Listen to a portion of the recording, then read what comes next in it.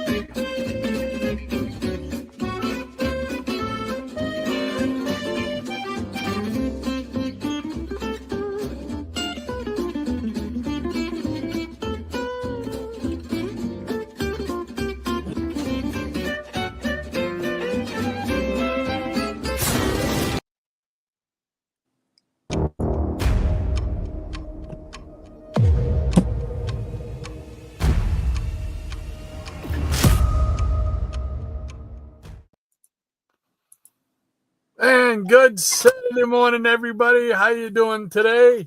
Hey, guys. How's it going? How are you on this, at least, sunny Saturday here? How's it up there, Rod? Hey, we got the sunshine out today. We got the golden sunshine happening, so it's going to be a good day. Good deal. Good deal. How you doing? Oh, a little tired. You know, like I say, it was a long week and lots of drama going on with the band. Like I said, I went and visited my folks last night and stacked a big rick of wood for them and got back late. And I told you the story, you know, forgot my work boots up there, so I need them for Monday. So I'm going to have to meet them today. So that's why I kind of have to do a hard cutoff at 12 o'clock. So anyway, you know, I'm here. That's the important thing. You're here. All right, back together again. We got to have some fun. We got to show some comics, have some laughs like we always do. We got the Peanut Gallery waiting right here in the wings. Why don't we bring them right in? Let's do that. All righty. If I can remember how to get this all done. Oh, no.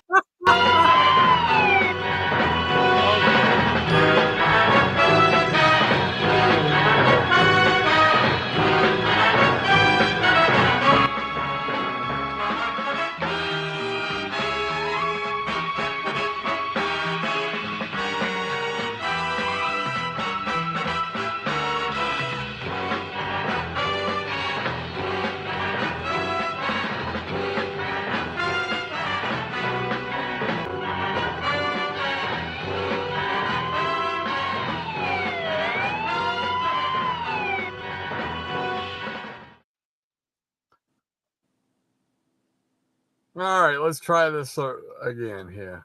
Where's the Peanut Gallery one? Here we go. They've changed. Looks like they all need a shake. The Peanut Gallery's on the run. We got the comics, you bring the fun. Saturday morning, time to cheer. Man, we're glad you're here. North, south, east, and west. Peanut Gallery, you're the best. All our friends, both far and near, man, we're glad you're here. All right. There we go. Sorry about that. I forgot. I told you guys the setup that StreamYard makes you work through now, and I forgot that I was on the wrong row. I've got like almost 3 rows of video clips down here, and I was on the wrong row, so I thought I was in the right one, hit the wrong button. So sorry about that, but welcome aboard, Peanut Gallery. Yeah, so you were like, roll, roll, roll your clips gently down the street. Yeah, and it wasn't going so gently for me, I guess. Oh, man, oh man. Well, happy Saturday morning. Go ahead. But I will be the first one to say, and I'm sure everybody else agrees with me, we appreciate all the work you put on that, because I don't have time to do it, and I know that's a lot to get all that lined up and everything. So it's all good with me, and I'm sure everybody else also. I appreciate that. It's a lot of fun, and I hope everybody enjoys There we go. There we go. Oh, and I wanted to start off today by saying hi and thanks to a couple of members who always support us, but they're not usually in the peanut gallery. They usually will write comments after the fact, after the show. They'll watch it. One is Terry Hooper. So Terry, thank you very much. Yeah. Talked with him briefly. So Cool Beans, thank you so much for your support and your kind words as always. And another one, I'm reading it. I'm doing this by memory, and I think it's Luki Z Naga. There you go. Yeah. Yeah. Thank you, good guys. Yeah. Yep. Thank you, Lukey, as well for always your support and always nice comments you leave and everything like that. We greatly appreciate it. So thank you. They're part of the peanut gallery too. So yes, sir. I see them in my comments every so often on my videos. So they're big, good guys and big supporters. Yep. Cool beans. All right. Well, let's see. We're gonna start off here with.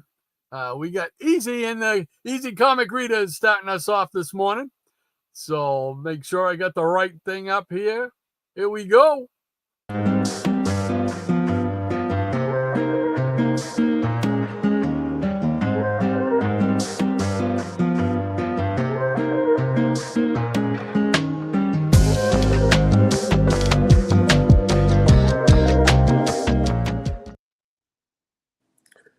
So we're been talk. Go ahead. So Anthony didn't have a story today, or no? Anthony's coming up next. Oh, Anthony's coming. Okay, he changed the order on me. Okay.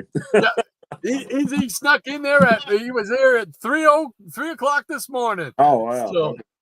Gotcha. So he was getting us ready for the musical montage right here. I've been talking with him quite a bit this past week. Did you see his video of the home and stuff, land that he bought down there? I did not. No. Yeah, it's pretty neat. What he wants to do with it is pretty cool. He wants to make it like a roadside attraction type of thing. Oh, cool. Yeah. Yeah, with collections and stuff like that. And I believe he said he was gonna hopefully be able to sell things out of it and stuff like that. Him and his brother and his father, I believe, are in on this. Yeah, and it looks neat. They've done quite a bit of work inside. It's awesome stuff. So get that link to check that out. So, but it's great to have Easy with us once again, providing us with the music. So here we go here.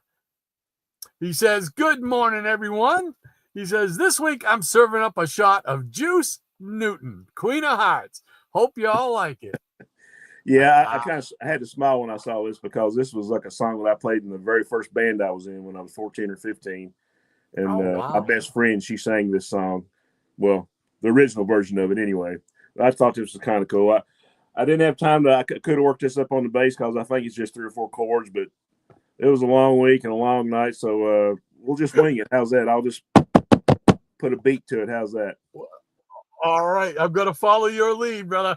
So, all right, here we go. Here we go. Morning. And I've been waiting for the guys. Hoping they'll take me a little bit back in time. Moonlight. You make it wet for sunrise. And I'm just sitting here killing some time online. Waiting for the show to start. Knowing I'll see cool art. The jokers in the chat pool put a smile on you. Where'd you go, Rod? Where'd you go? You dropped I forgot about the third verse. I forgot about the third verse. So hey, I'm like, man, you can forget about that audition for my band. It ain't happening now. Yeah, well, yeah. Doggone it. Every time. Hey, that's great, Easy, man. Another one for that. I can't keep track of what volume of greatest hits this is going to be on, but we need to go back one day and just find all of these and just put them on albums. You know what I'm saying? Yeah, make a If little nothing else, montage. we'll make an album cover and we'll put the track listings. Oh, that probably isn't hard to do. It'd be a little bit of a project getting them all together, but once you get them all together, that would be a Yeah, and then we could just do maybe do clips of it, and it'd be painful to watch, so I wouldn't be watching it. But yeah, that'd be kind of fun. Oh, well, Easy, thank you so much. As always, Mike, we appreciate it. Oh, Absolutely. another fantastic hit right there. What are your top 10? Always. Love it, love it, love it. Thank you so much, Easy. All righty. And then next up, we've got Anthony Purdue. Purdue.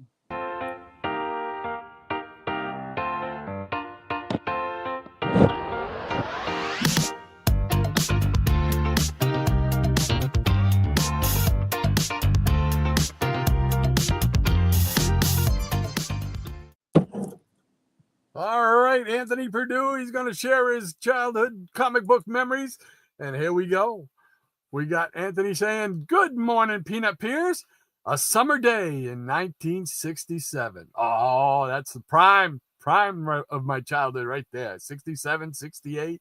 I was taking a bag of clothes to our bungalow home garage. I put the bag near a small box that had some of my old toys and things. Looking again inside the box, I found my Huckleberry Hound Little Golden Book that my dear friend Yolanda and Maria had given me before I moved away. Oh. And an 8mm film projector and 2 film cartons, one of Mr. Ed and the other one of Lassie. 2 cloth hand puppets with rubber heads of Herman and Grandpa Munster, and my old Voyage to the Bottom of the Sea." Oh, that's a gold mine. Yeah. Lunchbox. I was now, in 1967, the proud owner of a Daniel Boone TV show lunchbox. A few other items included a Lone Ranger coloring book and some bubblegum machine flicker rings. Oh, man, talk about a treasure trove. He says, each item I re-embraced brought to mind the times I first received them. I left the garage looking forward to future collectibles I would have. Teddy says hi to all his friends and take care, everyone. Oh, well, thank you so much, Anthony. Awesome. Yeah. Man, that's a cool stuff right there. Yeah, that's a great memory. Yeah, it's not very often you can go and find something from your childhood years later, That's really great. Yep. If we could, like I've told this story many times, but if we could dig up the backyard, right just outside the back door where my parents still live, we dug up the ground there, man, you'd find every Matchbox known to man, I think. Matchboxes and Hot Wheels. Yeah. Yeah. G.I. Joes. Yeah, I had a younger cousin. We had some Hot Wheels and Matchbox cars, and we played in his dad's barn. And we dig out little tunnels and stuff in the dirt because it was all a dirt floor.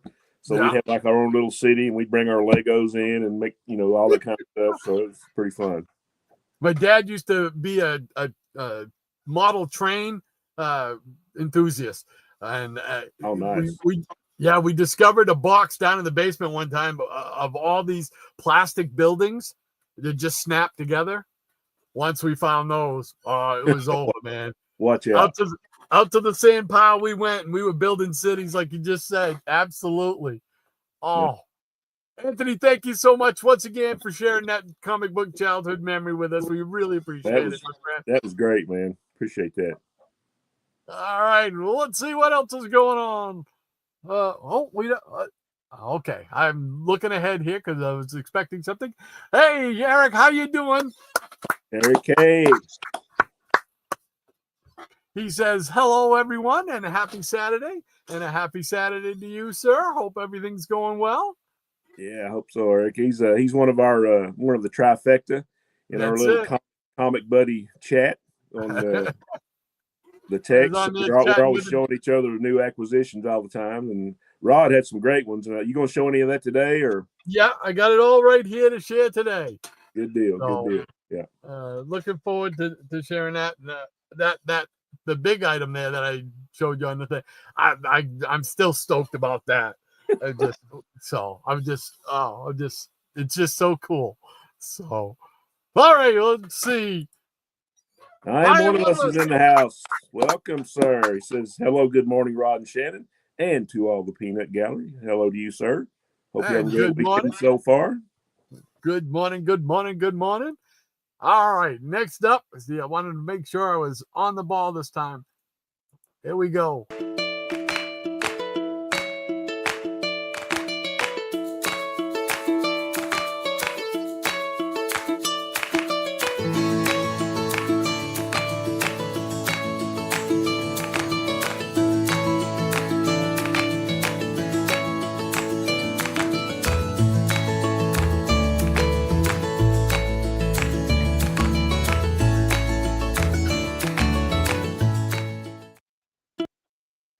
That's it, the lady, the Baroness of the Blue Wrench, Maranya. Welcome, Maranya. How you doing, Maranya? She says, great song as always, ECR. Yes, sir, Bob. And it says, I see Dolly June and Amos Moses as your backup dancers. Nice. And she says, great story, Anthony. Lots of memories in those items. Hope you and Teddy have a great day. Oh, that does too. That's just imagine having all that, still having all that stuff, man. That's some great, that'd be some cool collectibles right there, man. And Easy Comic Reader, he says, that was you? Okay, that was sometimes my phone does. Yeah, anytime I get a Google notification, I was using it so I could blow up the lyrics because I don't know if I explained this before, but I'm having to do this on my phone because on my pad it's just Wi-Fi only, and Wi-Fi is on the other side of the house, so it just glitches too much. So I use the phone, but I just pulled the lyrics up on my pad just so I could see them bigger than this, because this is what I'm going to do right now. So I hear you. Believe me, I hear you. And ECR says, thank you, Maranya. Cool beans. Great to have you with us once again. And the professor is with us. How you doing, Eric? Welcome, sir. Glad to see you. This is a little different. He says, goodbye.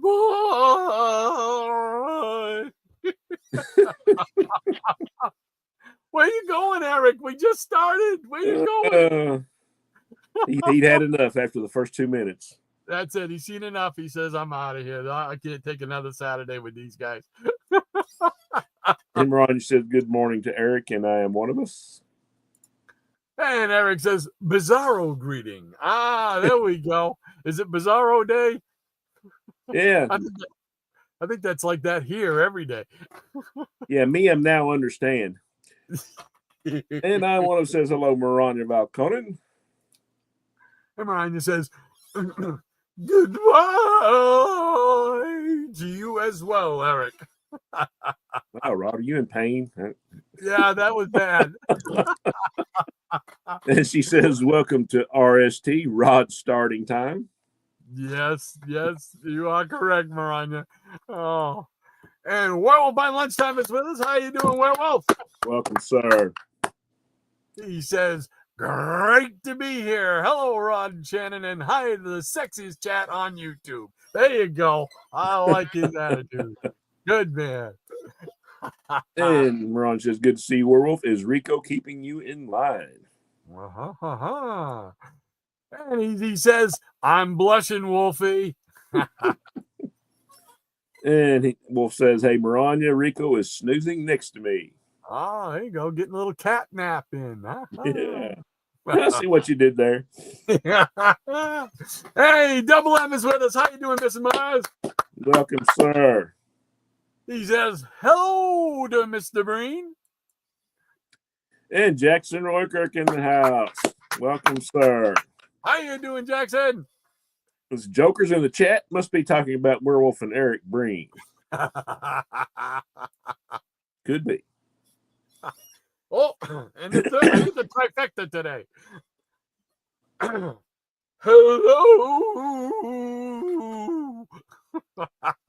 All right, moving on. Jason Nutter's in the house. Welcome, Jason.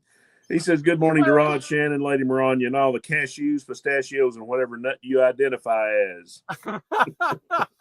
Oh, hey, Jason, how you doing, man? Great to have you with us once again, buddy. Absolutely. Werewolf by lunchtime, he says, Jackson! And you know what that's followed up You know by? what's coming next. Jackson says, Hobbs. Werewolf also says, don't make me pull out my fish gun. I know what that means. Yeah, the Joker fish gun. And Eric Breen says, I didn't think this was ever going to start. Werewolf. And Maranya says, hello to you and Ludwig, double M. He says, hello, Jackson, and good morning, Jason. And Jackson says, pets before peanuts. That's it. Yes, you're right, Jackson. Today that was the case. Absolutely. Well, by lunchtime, he says that's entertainment enough for me, Eric. And ECR says, what Jackson said. And the Jackson Roykirk says, easy with a fist bump. And Missing Mars says, Maranya, Werewolf, Jason, the Jackson, ECR, I am one happy Saturday. Very sunny and 75 here in upstate New York. Awesome. Ah, nice. We like it. The golden sunshine everywhere today. Werewolf also says, hey, double M. And from the professor, just hope Rod can scrape away the rust and give us a good show. I'm trying, brother. Maranya says, good morning to Rod, Shannon. Welcome back. The Peanut Gallery, the Nuts of the Day, the Foos, the studio audience, and Maranya's legion of peanut pets. Got them all in right there. Cool beans. And from Jason, we definitely enjoy Rod. You do a phenomenal cool beans job. You are too kind, sir. Too kind. And Easy Comic Reader says, I'll trade you some 90 to 100 degree temps for those 70 degrees Missing Mars. No, I'll take some of that. I'll take some of that 90 degree weather. Absolutely. And Jackson says, yeah, I need the 70s too. Yeah. It just has started cooling down here in Kentucky a little bit from mid 90s to in the 80s now. So it's actually fairly pleasant. Yeah, that's what we dropped down. I think we were like 84 yesterday for a high, probably about the same today. So you can tell it's gearing towards fall already. Oh, yeah. So summer is over. Maranya says 80 degrees here and expecting more rain. Oh, no rain. We got no room in the rain. No room in the forecast for rain. Tell them, Maranya. And for Wolf, I'm just glad I'm in the crowd tonight. And we're glad to have you with us, man. Thank you so much for spending your Saturday with us. Yeah. Jason, he says rain in Florida. He finds that hard to believe. Yeah, and from ECR, awesome. Thank you, fellas. You're very welcome, sir. Yes, thank you. As always, man. Always do a great job, Mike. Thank you so much. Well, by lunchtime, he says, I like me some juice. Over to you, Jackson. And Jason, Rod and Shannon's greatest hits. Order now and get a copy signed for free. Yeah. There we go. And once you list it, you can sell it on eBay for 3 cents. That's right. The Jackson Roykirk says, freshly squeezed. And Eric Breen says, Little City. And Werewolf by lunchtime says, whoops, I didn't think that first message worked. Laughing out loud about it. And Jackson's having a grin or something there. I can't see it. And Jason says, wait, Rod and Shannon aren't going to dance, Maranya? Laughing out loud. You do not want to see that. Just for my part, you do not want to see that. Oh, I was going to say the same exact words. You do not want to see me. You remember on Seinfeld, Ellen or Elaine, whatever her name was, how she danced? Yeah, she dances a lot. She dances twice as good as I do. Yeah, when they said us dancing, I got a picture of Beavis and Butthead just flashed through my mind. So, World by lunchtime says Rico wants to see Cat Comics. Personally, I'm shocked because I didn't know he could talk. Yes, That is a revelation right there. Nice. sir. That's it. And Tempest Tempest from from Mars Mars. in the house. Welcome, sir.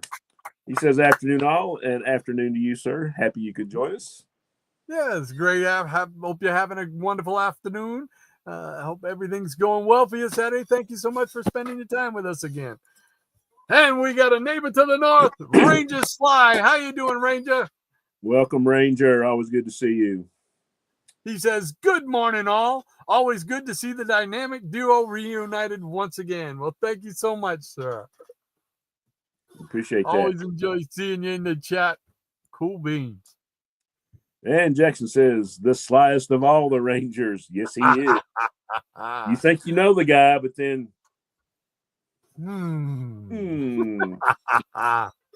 And Maranya says, good morning from this side of the pond, TFM. And Heidi ho ho to you, Ranger. And has he been on Yes, before? he was here last week. Yes, yeah. He's Okay. Well, hello he's, to Henry one of the group Jeremick. from the follows the Geeky Puppet Show. Okay, good. Well, So- good to meet you, Henry. He says, after you show your book, Shannon, in your Machine Man video, I saw a glimpse of your drawing table. Can you please show some of your artwork? If not, no worries. I can do that on a future show. Kind of crunch for time today because I'm going to leave everybody. I appreciate you showing some interest, and I can do that. Maybe next time you've been showing some of your artwork. I showed some last week. Yeah. That was great. I don't think I had seen those because we had traded some pictures of our artwork, maybe about a year or so ago. Yeah. And we might have done a video on that, but it's been a while, so maybe we could do that in one of the next shows. Sounds like a fun But idea. Henry, I to me. appreciate your interest. Yeah. Cool beans. Henry, great to see you once again. Thank you so much for spending your Saturday with us. Appreciate Absolutely. it. Fanboy Prime, how you doing, man? Welcome. Cool beans. He says, hey, guys. Hello, chat. I was planning on watching college football today, but the wife wants to go to the comic book store. The Nothing wife wrong with wants to that. go. Okay, well, I've never heard that before. That's awesome if it's the truth. Cool beans. All right. Yeah. Trip to the comic book store. Gonna be a good day, I'd say. Nice. And the Jackson Rurkirk says, those darn wives and their comics. Yeah. Yeah. Yeah, they're a bunch of geeks. Maranya says, Henry and Fanboy, nice to see your wife shares the hobby, Fanboy. Nice. And Jason says, so the Genesis song, I Can't Dance, is the show's theme song. Yeah, it could be one of the themes. It would be. Yeah. Yeah. Easily. Fanboy Prime says she spends more than me every trip. Nice. Nothing wrong. Cool beans. Hold on to that. What's that? Said, hold on to that one. Yeah, really. That's my wife.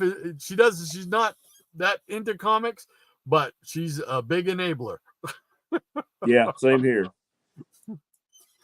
Henry, he says, Maranya, hello. And from Jackson, Henry is cool. I'll vouch for him. Oh, wait. Having me on his side might not help him. I guess that depends on your point of view. Yeah, there you go. And Jason says, so either of you have published artwork? Curiosity. I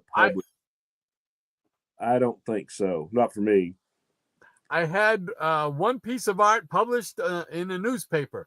They had some kind of an article about our high school, something like that, the art department and stuff like that. And I was lucky enough to have some work that I did chosen to be published in the newspaper. My mom still has the newspaper. Okay, I'm going to have to change my answer because when I was a senior, or maybe a junior in high school, they were like showcasing artwork from our high school at the county library.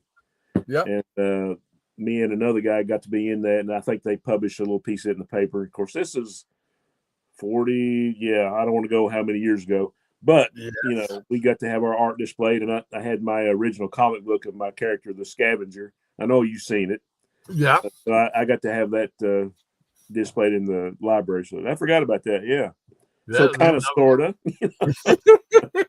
That's as close to anything that I've ever had. And like you said, I didn't know if I made that clear, but that was back in high school. That was Right. many, many moons ago, before 1980. And Maranya says, I vouch for both Henry and Jackson. Well, she's going out on a limb. Oh, yeah, she is. Henry said, Jackson, no worries. And the Jackson Roykirk says, you just shot yourself in both feet, Maranya. That answers that question. And from Fanboy Prime, her YouTube name is Lady Prime 29. She released her second video this week. Oh, cool beans. All right, we'll get over there. Everybody check out Lady Prime 29 and sub her up. Let's go.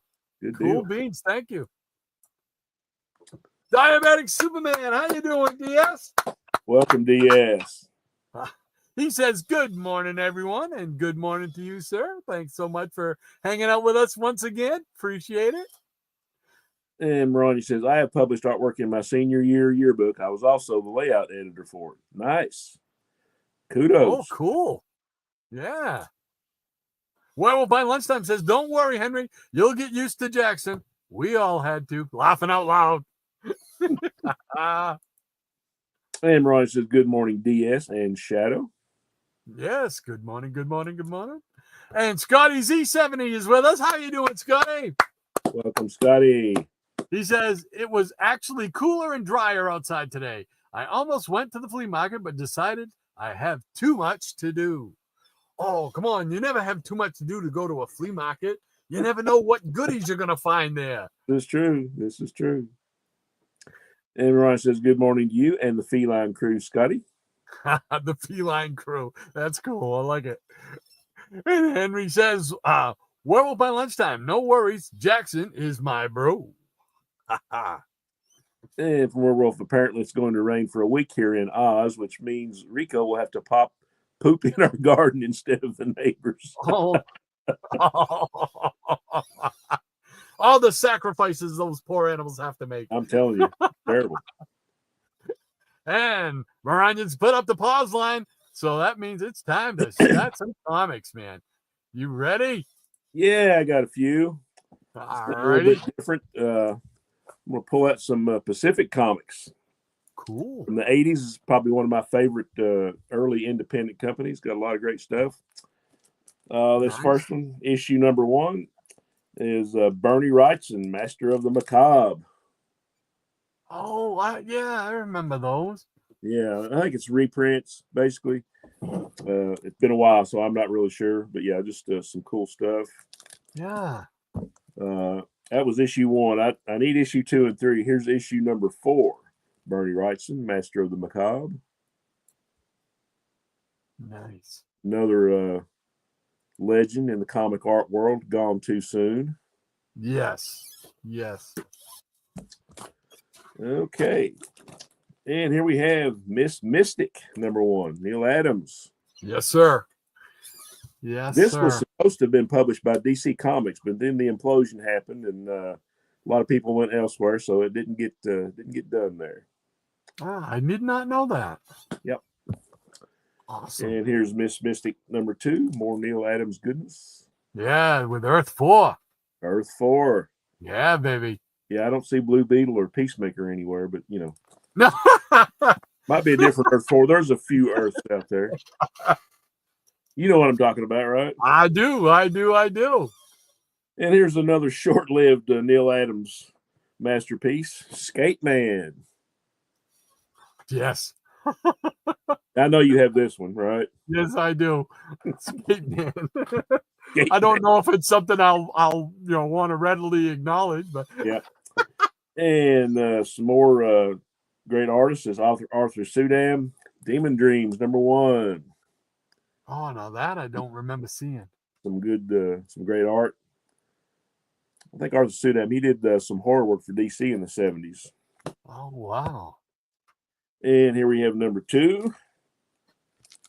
Some guy went fishing, but something else caught his worms. I don't know what happened. Yeah. Whoops. Whoops. And here we have Silver Star #1 from the late great king of comics, Jack Kirby. Oh, yes. Very cool. I always loved about everything Pacific put out. They just didn't last long enough, you know. Yeah, I was going to say they weren't around that long. Right. Okay. Here we have Star Slayer #1. I think this is another one that was supposed to be at DC. And was it? By Mike Grell. I think it's either this one or #2 here is like the first appearance of the Rocketeer. Oh, wow. Let me check. I'm thinking it's #2.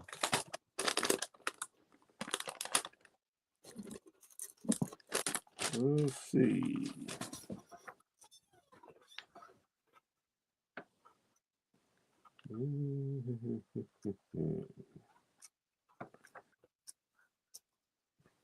Yes, we do have the first appearance of the Rocketeer Very nice. by the late great Dave Stevens, and here it advertises the Rocketeer comic on the back. Plus, you got some awesome artwork from one of my favorites, Mike Grell, on Star Slayer. Yeah, this is just primo stuff here. I had a lot of his stuff with John Sable. Oh yeah, Freelance. Remember that? Sable stuff when he Yeah. went to first comics. And more Star Slayer #4. Nice. I think if I remember right, it wasn't Star Slayer. It was like the Warlord done in reverse. So instead of a guy going from like, you know, present day world to like a savage world, like he went from a savage world to a future world or something like that. I did not collect the Star Okay. Slayer. There's #6. Another #6. Darn those pesky multiples. And this is a special comic from PC and the Joe Kubert School presents First Folio. Oh, that's neat. Cover. Yeah. I've never Nice seen little that. collection. And how about some Captain Victory? Wow. #1. This is a cool little series. Here's another #1.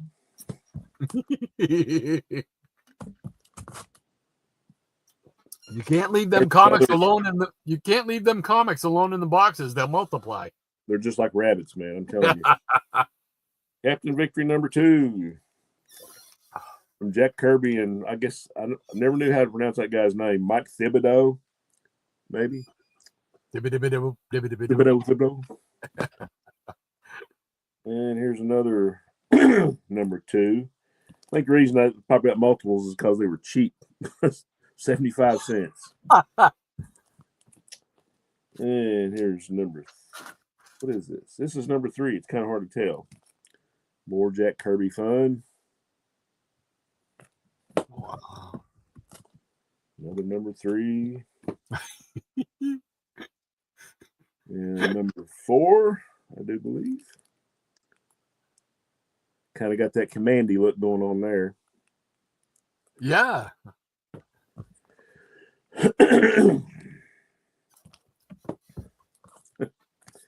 #5, I always like this cover. Oh. Neat. And #6 is the jumbo 48-page issue. Victory is sacrifice. Yeah.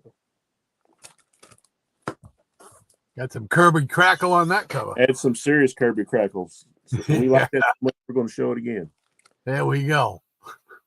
Here is #7. This is a cool man. He just the imagination Kirby had, man. Look at these characters. Yeah, he was even phenomenal at world building. Oh, absolutely. And this is from a Duplicate Earth. Okay, let's do it. Stand by for Zap Out, issue 8.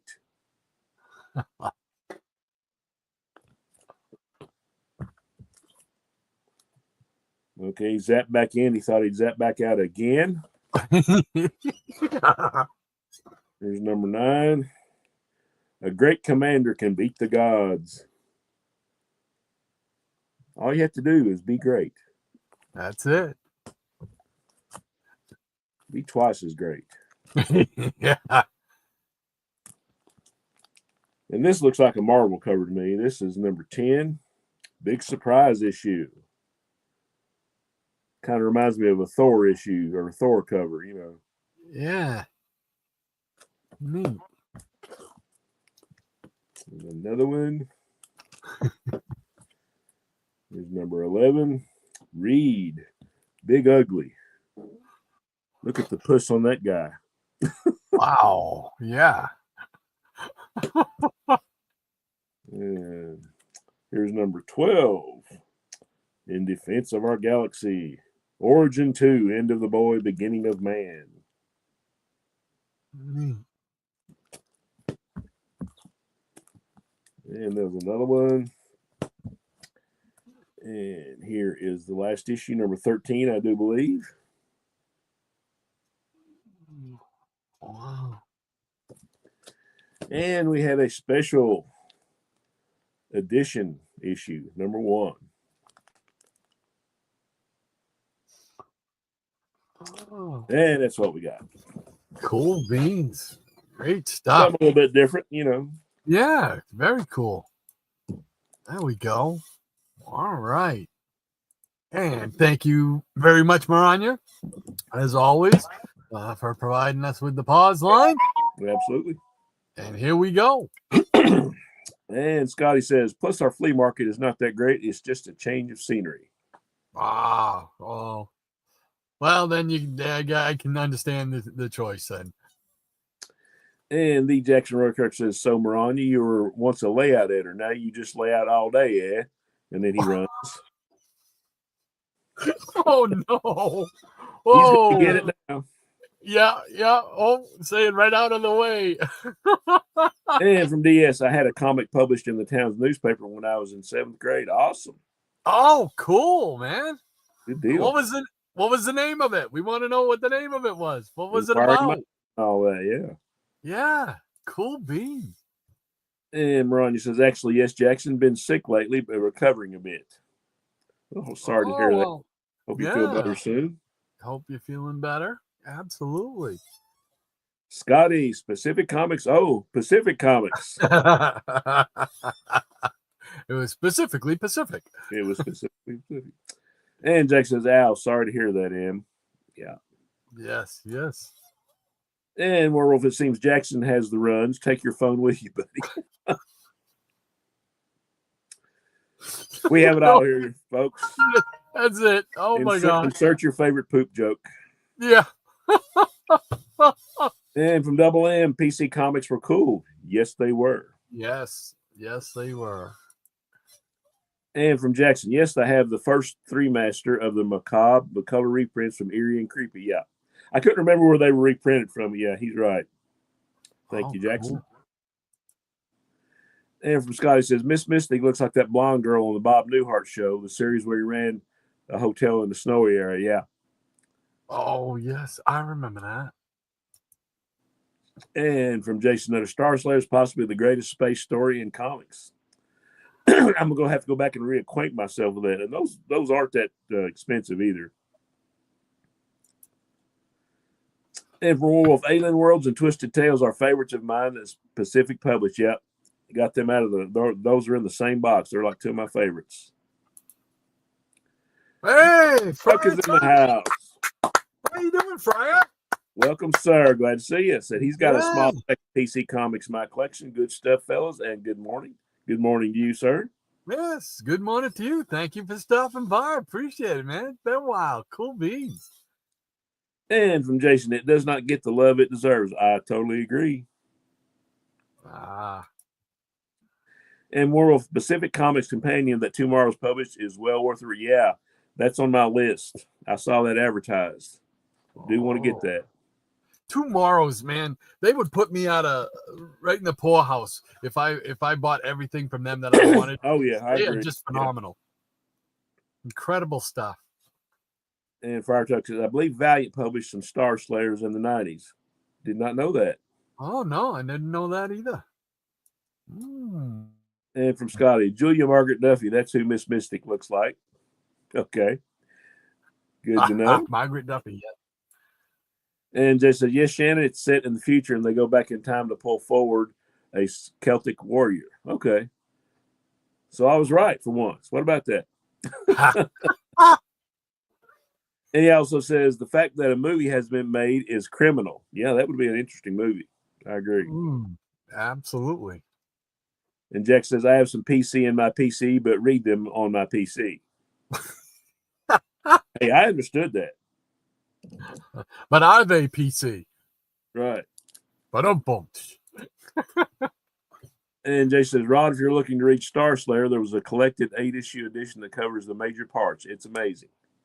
Oh, I might have to hunt that down. I might have 1 or 2 issues, but I know I didn't collect it regularly. Yeah, a lot of time you can find those like in the 50-cent boxes and dollar boxes. Right. So. Yeah, cool. And Scotty says, well, I don't read comics that are PC. There you go. And Werewolf says, that's the most PC comment I've ever read. And from Ranger, lots of fun comics, Shan. I have a soft spot for Kirby's Captain Victory. Yeah.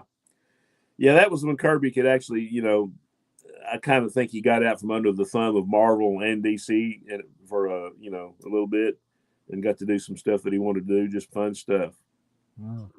Cool. And Ryan says, good morning to you, Friar. Yes, good morning, good morning. And this guy says, I'm Thor. Well, my legs are Thor from walking in the sand too much. Well, we got a bunch of joke crackers in the body. It's what Barney on Andy Griffith called them, joke crackers. Joke crackers. Yeah. Ranger Sly says, that's very funny, Jackson. And Jay says, I wonder if those Captain Victories were ever collected. That's a good question. Don't know the answer to that. Yeah.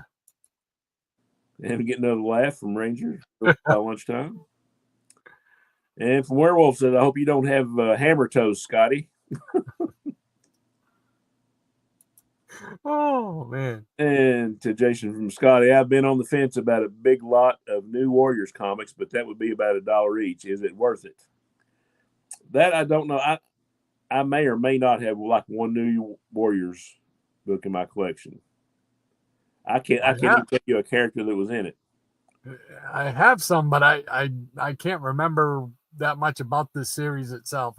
It doesn't stand out in my memory. Doesn't mean it's not good or it's bad or anything. It's just I don't remember, and I say that a lot about a lot of things nowadays.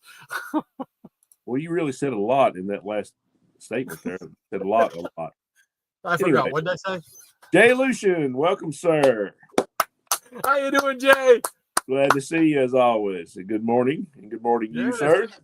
Great to have you with us once again, sir. Thank you so much for spending your Saturday with us. And Jackson said there were 8 Star Slayers from Windjammer, which was an imprint from Acclaim who owned Valiant at the time. I do remember that. I almost forgot about Windjammer comics. Yeah, Windjammer brings back some memories. Yeah. And Jay Lucian says, I'm a lady slayer. There you go. And Jack says, you mean they're still looking for you, Jay? Uh-oh. And he says, yes, Jackson, that's the 8-issue collected edition I'm talking about. There we go. All right. It's always good to get clarification on this stuff. And he Yes, says, sir. Windjammer reprinted them. Yeah. Nice. And he says, Scotty, it's most definitely worth it. And Miranda saying, good morning, Jay. And Jackson, I don't know what he's doing there. Triple Y and a And Jason says, New Warriors 1 through 25 is one of the greatest runs in comics to me. Okay, might be worth checking out then. And Ranger Sly says, I think Eric Larson wanted to collect and reprint the whole Captain Victory saga, but there was a problem. Don't remember what exactly. And Whoops, wait a minute. I skipped issues one. are pretty. There we go. I skipped that one. Sorry. I'm not sure. Okay. Issues Sorry. are pretty cheap to get anyway. All right. Well, I clicked on it and it won't go. Come on, mouse. And Wordle says, I've been picking up the DC Finest collections lately. Just had the science fiction volume arrive yesterday. Yeah, I've been seeing those a lot. Those look great. Now, what are those? Because I'm not familiar with those. I don't remember. Yeah, they're just like reprinting like some of the best world's finest, some of the best action comics, some of the best world. Are they hardbound? Hardcover? I think they're trades. Okay. But I might be wrong because I haven't really looked into it too much. I'm sure somebody on here could tell us, but I'm thinking they're like soft covers. Yeah. Yeah, because I hadn't heard those and I hadn't seen them that I know of, unless I. Yeah, they get, where I order new comics from a place online, they get solicited like every month. There's always like a new volume or two of something coming out. Oh, okay. Yeah. And from DS, he said Nova, Speedball, Nemorita were on the new orders. Okay, now I remember. Yeah.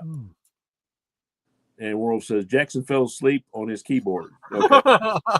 Uh-oh. He got keyboard face.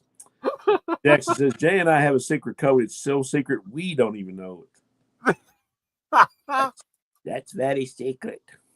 Very, very. And Scotty says probably a legal issue. Always a legal issue in printing. Yeah. Oh, yeah. And from the professor, I have the Hawkman DC Finest coming next week. They are $40 soft covers, kind of like DC's Epic collections. Okay. Oh, okay. What do you know? I was right for once. Hey. Good to know, Eric. If they're reprinting they reprinting like the original Hawkman series, like the Silver Age stuff? Is that I'm sure that's what that is. Oh, wow. Yeah. That'd be cool to have some of those. And Jackson Rourke says DC Finest are great deals. Softcover trades collecting from 550 to 700 pages of classic runs from different titles. Yeah, that is a good deal. Yeah. Wow. I have to look into those. And Merle says DC Finest are soft covers between 300 and 400 pages in color for $30. So we have differing opinions. And Ron says, I know the code, but I won't tell. Okay. We might not even want to know. All right. She put up the line. We're going to show some more comics.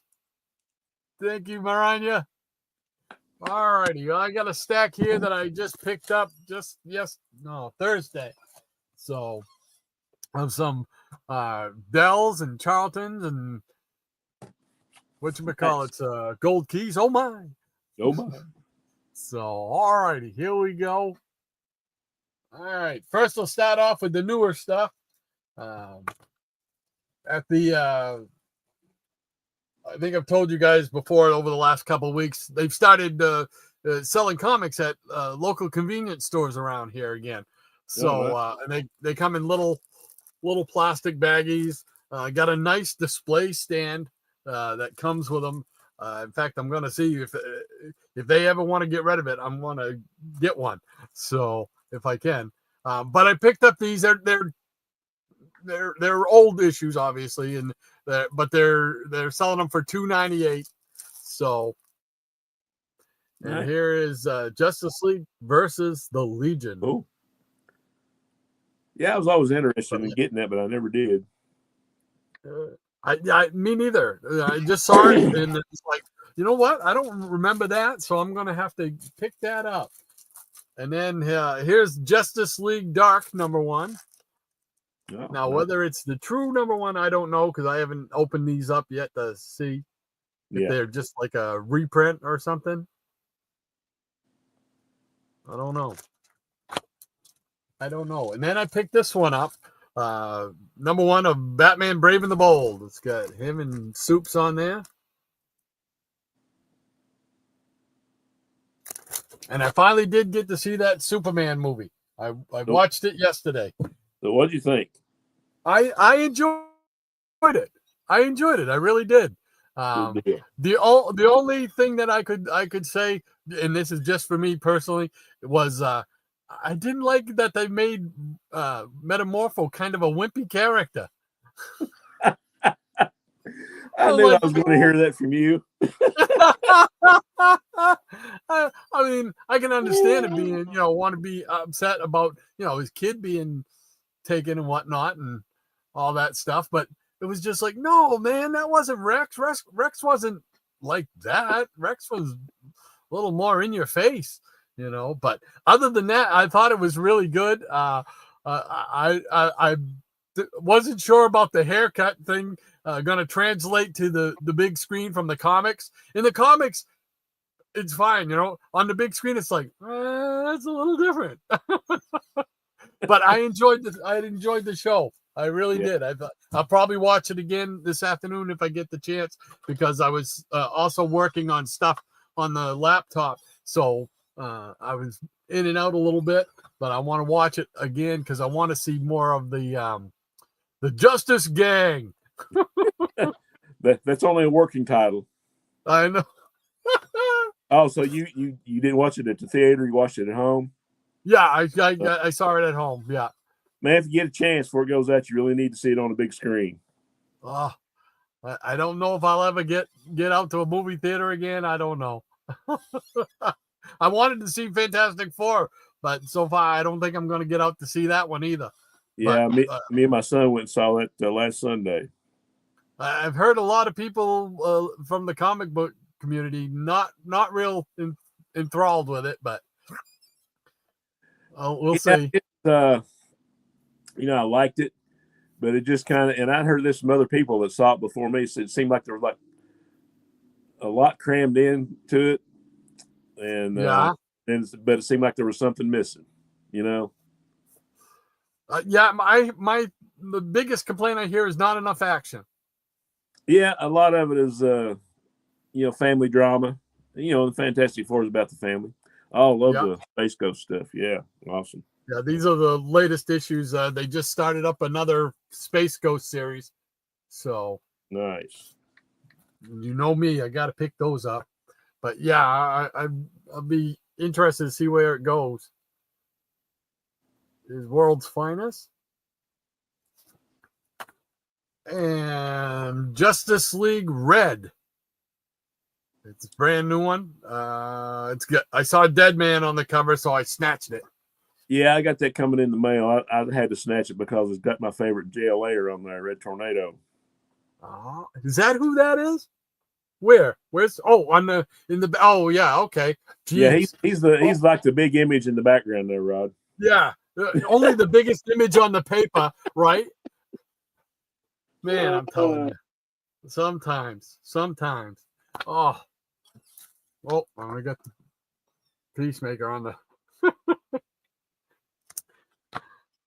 And I picked this one up. I think it's a Spawn. It goes with the Spawn universe there in Image. It's called Deadly Tales of the Gunslinger. So. Oh yeah, I've heard. Yeah. Yeah. So I wanted to pick that up and give that a shot. I love Western stuff, and I'm sure this is going to have a little supernatural spin with it. So, but I figured I'd check that one out too. All right, so that's for the new stuff. Now this stuff, man, they got some. They filled up a lot of their back issues and stock at my local LCS, and a lot of people. I don't think a lot of people go through them, but I like to go through all the oddball ones like Dell and Charlton and stuff like that. Oh yeah, and I picked up a lot of stuff at good prices too. Here's one from here's a Dell, and it's one that I'd never seen before, and I just thought it was looked like a cool book. You'll remember this character from the funny pages on in Sunday Funnies. It's Prince Valiant. Man, that's a great cover too. I haven't opened it up yet, so I don't know if it's like if it's a one shot part of the Dell, one of those Dell series that just has different variety right stuff. But haven't opened it up yet to figure it out. I haven't even cataloged these yet in the inventory yet. So, but yeah, I thought that was pretty neat. So I said, yeah, okay, I'll take that. And then I picked up this Kona. I think they say it's number 2, 1962.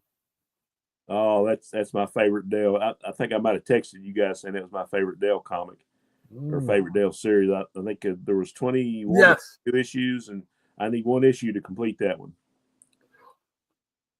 You only need one? Yeah, I'm not sure. It's like one of the later ones because like the first 14 or 15 were like all the painted covers, and then it was like regular comic art on the rest of the run. Oh, yeah. And I just need one of those. Yeah. And then I picked this one up. This is one of those old TV westerns that I love, and it features Paladin, so it's Have Gun Will Travel. Yeah, Richard Boone. Yeah. So I thought that was pretty cool. So I snagged that one up. Was that like the only time he ever played a good guy? Well, he played Heck Ramsey, right?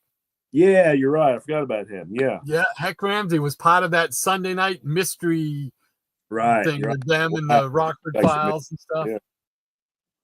And then I picked up some gold keys here, working on my Dr. Solar Man of the Atom. And I wish I could tell you what number it is, but I have not opened these up yet. So. Oh, yeah. I love that cover. But I know I don't have them. I recognize that I don't have the cover. So. Yeah, I had a chance to pull the trigger on the Dr. Solar #1 a couple of years ago, and I didn't do it. But now the price is getting stupid. Oh, yeah. Yeah, it's getting really, really crazy.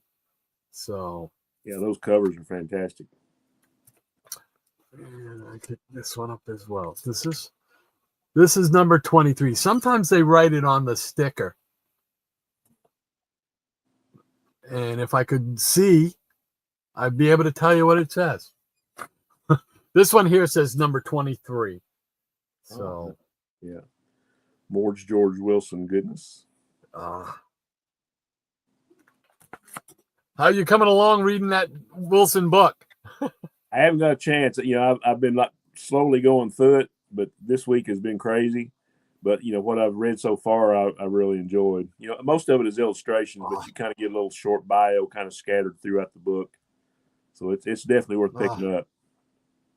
Cool beans. There's I picked up a couple of Magnus robot fighters too. Oh yeah, love that one too. So you don't find them usually. You don't, at least up here, you don't find them in that good a shape, but these are all in really nice shape. So, and I was looking to see if this one it doesn't have the number in it. So, right. Yeah, those are awesome. That makes you wonder why they never have a TV show about him or Solar, Yeah. At least, okay, Solar, you might have to have some special effects, but Magnus, you can do some robots and have him smacking some robots around like this. Yeah, there you go. Yeah, you did Lost in Space, so why not Magnus? Right. So this one is number 17, it says. There you go. So. Yeah, the art wasn't as good as the covers, and the stories were pretty decent. But, for those, man, you buy those just for the covers. Yes. There we go. I picked up this because I didn't remember them publishing the Fighting 5 beyond 44, but it says this is number 45. It's a 60 center, but I recognize the cover, so I know it's a reprint. So yeah, that might be like when they tried to restart a bunch of stuff in the 80s when it was their last gasp. Yeah. But I know I have 44, and I see this was 45, so it's there you go. You know the deal. Gotta have it. Got that completist mentality. That's it. But I don't have it. Why are you laughing? I'm sorry. I had something in my throat there. Okay. His Adventures of the Man God, Hercules, number 3. Oh, Slowly making my way through this series. Sam Glanzman did a lot of art for DC's war books. Mm. The USS Stevens, yeah, that was his big thing. And we got some Dragon Wheels, number 38. Oh, yeah. That's cool. Man, Charlton just had so many different varieties and genres that they were into. I gotta read the number. It looks like number 16 or 15. I can't really tell. Of Drag Strip Hot Rodders. Oh, yeah. Cool stuff. And then picked up this. This doesn't have an issue number on it, but Dark Shadows. I was talking with Psychotronic Squirt Gun Aaron. He's getting into Dark Shadows. Nice stuff. That was a must-see TV show for me when I was a kid, man. Oh, yeah. It was on at 4 p.m, and if my mother didn't call me in so I could watch it, I'd get mad at her. Yeah. Why did you call me? Yeah, Dark Shadows and Twilight Zone and Star Trek, like, were my main three. You know. Nothing wrong with that trifecta right there. And here's another Kona. It doesn't have the number on it, so I don't know what number it is. So, Whoa, you know what you got there? no. You have got the very first appearance of Kona from 4 Color Comics. Is that number one? Yeah. Yeah, his first appearance was like in that book, and then his own series, it started like with number 2. But you'll notice he's got like dark hair in that one, and the other Kona books, he's blonde-headed. Oh, So that is the, what does that number say, like 1256 or 1253 on it? yeah, that's exactly it. 1256. That's the very first appearance of Kona. Oh, cool. Yeah, score. All right. All right. Yeah, I'll trade you my beat-up copy for that one. Oh, that's cool. Yeah, it says 1962. Yeah. So, yeah, Yeah, this is what. I found that one and the biggest part of my run at a con probably 10, 12 years ago, and they were all like in a $2 or $3 box. Oh, wow. Yeah. Oh. And these are a couple of these now are a little more, well, a couple of modern, and then we get into some bronze. This is by, what does it say? HP company, and it's the Phantom. Oh, nice. Yeah, I'd never seen this before, so I said, well, Is that a new one or just? I don't know. I don't think so. It's for $3.99, so I would think it's fairly new, but I don't. Hey, I haven't opened them up. We like our pulp heroes. Yes, sir. I always loved the Phantom. And then I picked up a couple of Astro Cities that I know I was missing. I love Astro City. Is number 46. Man, that's such a great series. Talk about world building. Yeah, Right. They did a great job with this. Yeah. They built the different genres, their own Golden Age, their own Silver Age, their own Bronze Age heroes. And here is number 45. Yeah. Had all those great Alex Ross covers. Yeah, man. Oh. All right, now we into some bronze DC. I picked up this Lois Lane, number 123. It's 52 big pages for a quarter. There we go. Yeah. A bargain at twice the price. Yeah, I got that one. That's a cool cover. Gotta love those 52 pagers. Yes, sir. You snagged that, and I don't know. You might have heard of this one. I'm not sure. I don't. Huh. All right. Well, it's number 11 anyway. This thing they call Commanding. This kid called Commanding. I don't know, man. It looks kind of interesting. I might have to check that out.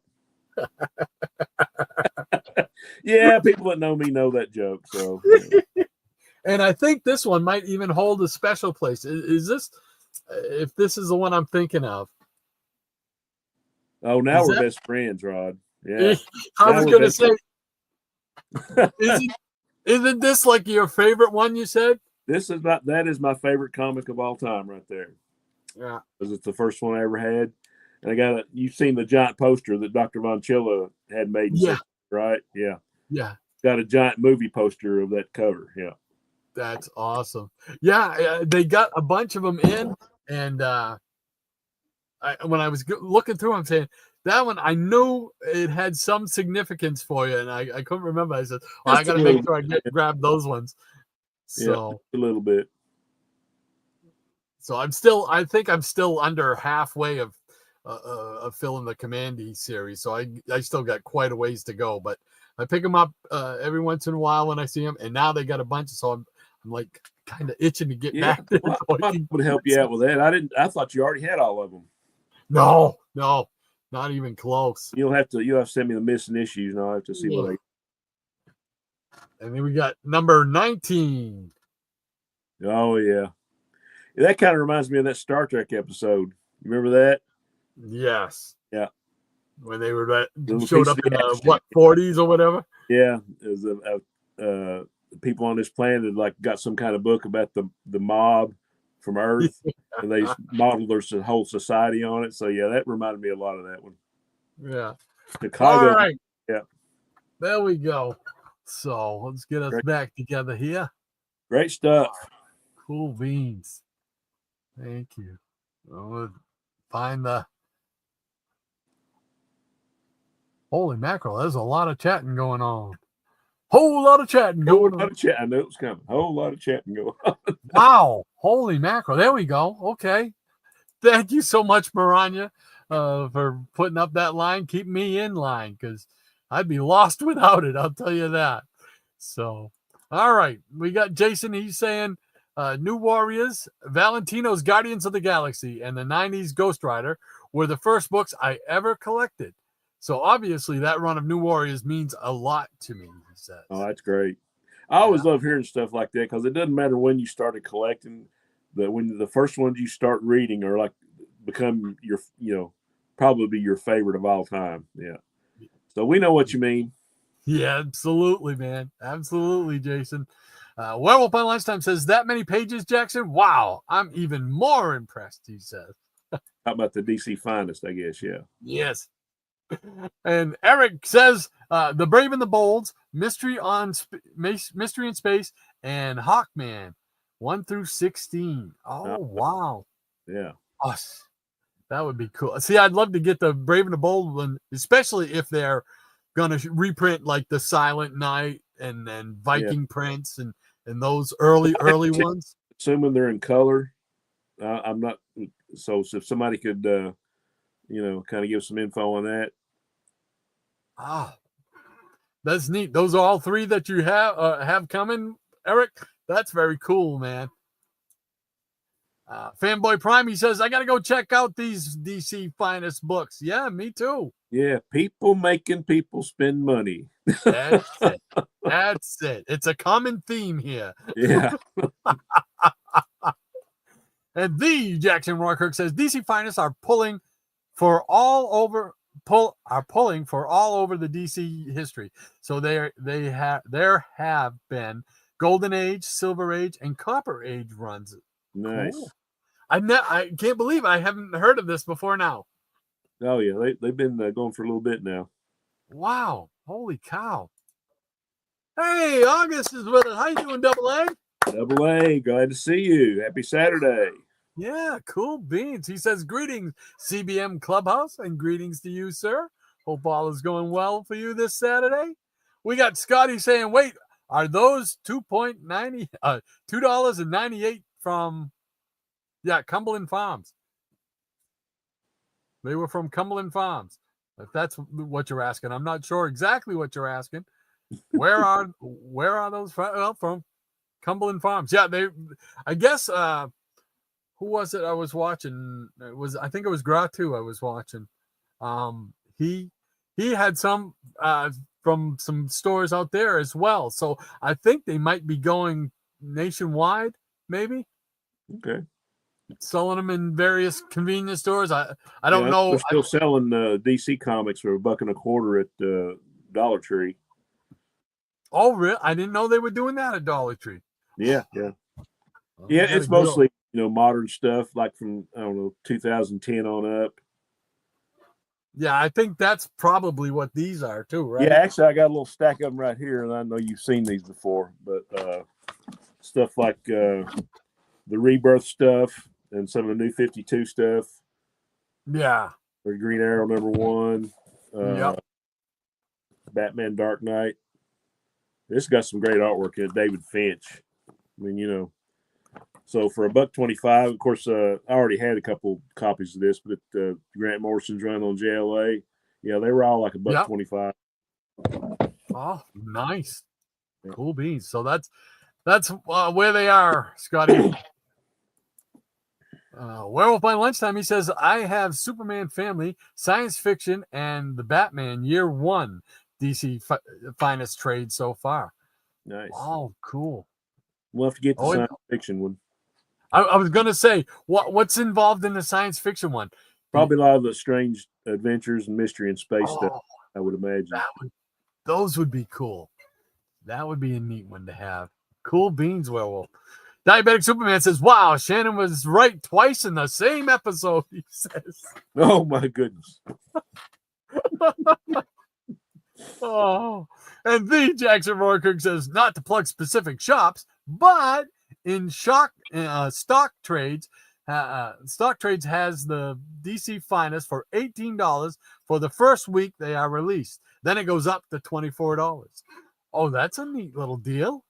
Yeah, I've got a lot of stuff from In Stock Trades. They're kind of like a sister company to the order all my new stuff from discountcomicbookservice.com, and I get 40% off cover price on everything new.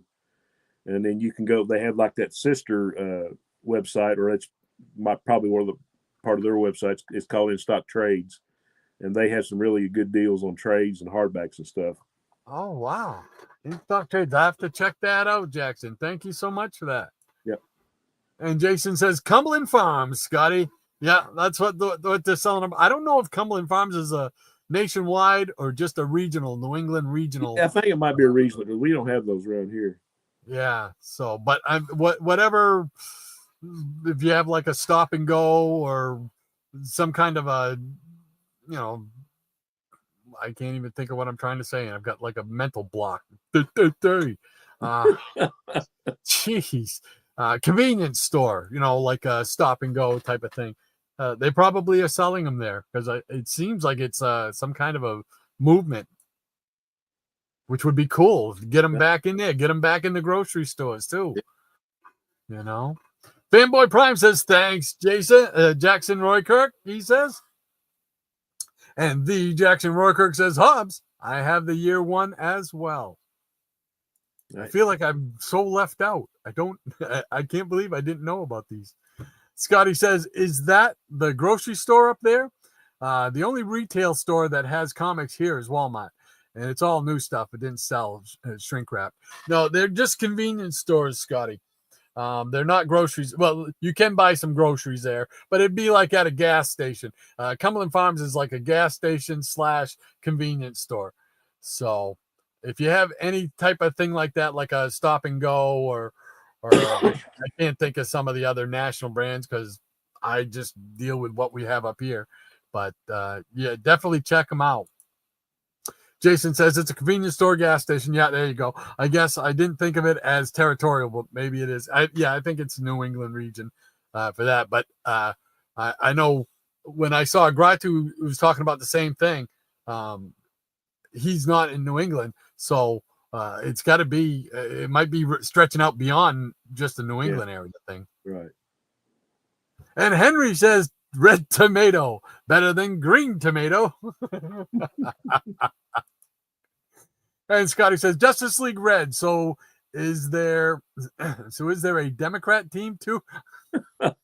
All I know is that X-Men Red 2019 was the worst thing I've ever read and turned me off to modern comics. X-Men Blue was good. I don't know. I just picked it up because I happened to see it. I know nothing about it other than Justice League, and I'm a big Justice League fan. So it might, I was going to say there might be another one on this screen right now too. Werewolf says, nice one, Jackson.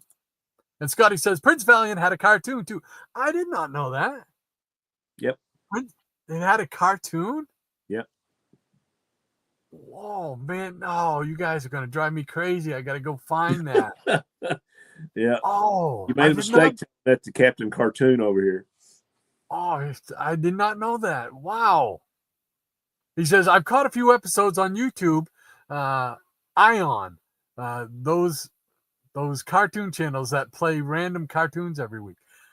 No, I didn't know anything about that. Oh man, I gotta see that. I gotta see me some Prince Valiant in animation.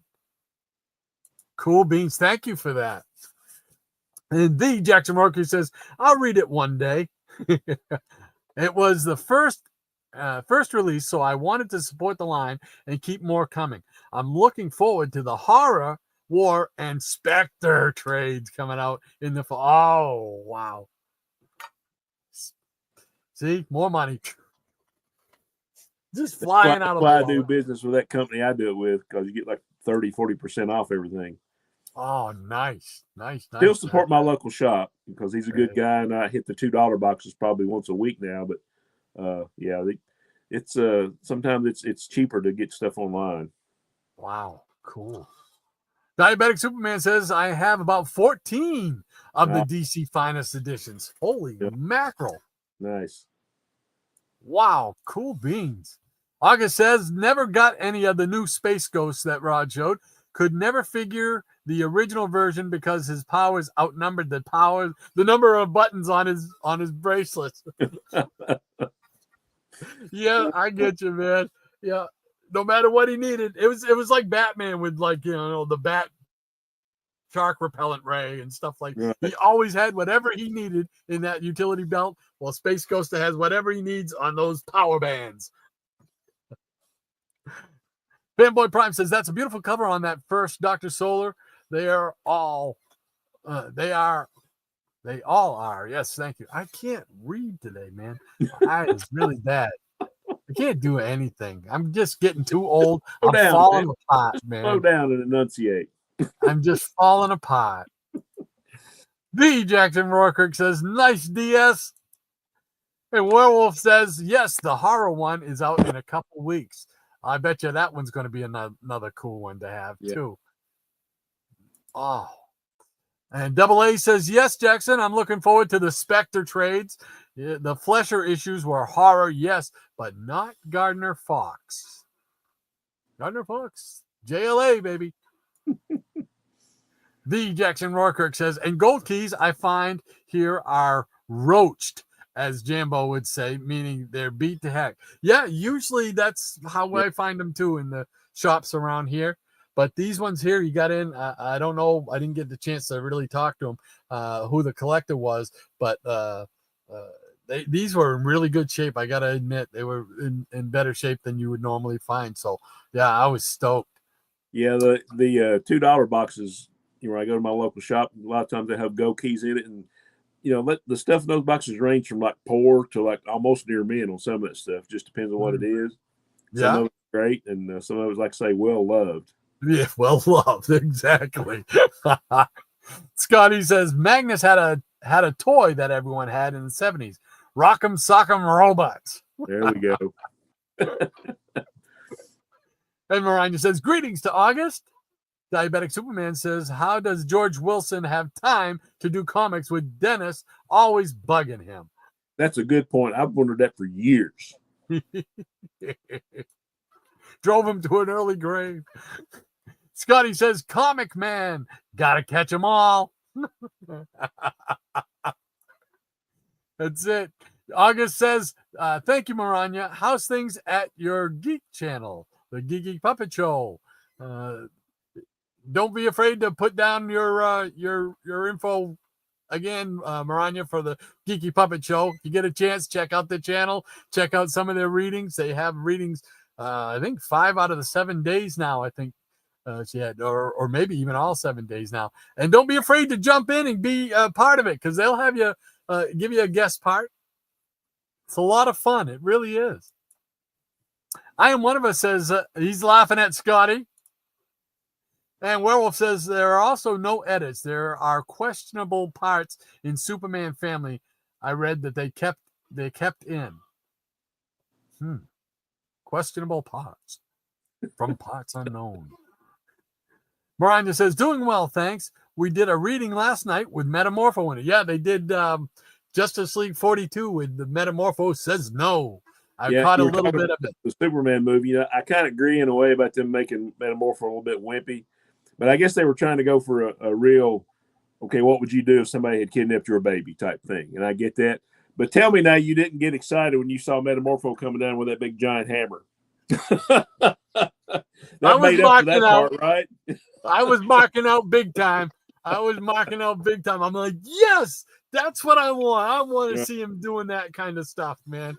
That was really, really cool. You know, I was so psyched. And I mean, all of them were neat. Mr. Terrific was cool with all the spears and stuff. Yeah, I thought Terrific might have been the best character in the whole movie. You know. Yeah, I mean, that was really, really neat. Hawk Woman, Guy Gardner. I like the Guy Gardner character. I just thought it was pretty cool. Just snarky enough, you know. Right. So yeah, I really enjoyed it. I liked it. I give it a thumbs up. 2 thumbs up. Robert Harrison, how you doing, Bob? Welcome, Bobby. All right. He says Russ Manning artwork in the Magnus Robot Fighter. Really good artwork. Yeah. I guess it was Solar that I was thinking where the interiors weren't as good as the covers. But yeah, he's right. Russ Manning did a lot of the Magnus stuff. Cool beans. And great to see you, Robert. Yes, sir. Rania says good morning to Robert. Jason says, I could have swore Rod said dragon wheels, and I was picturing some weird Transformers, half dragons, half vehicles thing. Hey, you could be onto something, you know. You get a toy contract and get a comic book with it. Man, you could be sitting pretty there, Jason. Miranda says, fun fact, they are selling the new version of Rock'em Sock'em Robots at Walmart. I didn't know there was a new version. Oh, there's an idea for grandkids for Christmas. Oh, wow. Maybe for Grandpa. Everything old is new again, right? Right. Holy cow. Very cool. Double A says, Lady M, did you do Rex Mason's voice again, or did someone else this time? And Miranda says, Rex Mason, of course she did. And Werewolf says, that's the strangest crab head man chasing a man with a cane I've ever seen, he says. And that's saying something. Yes, sir.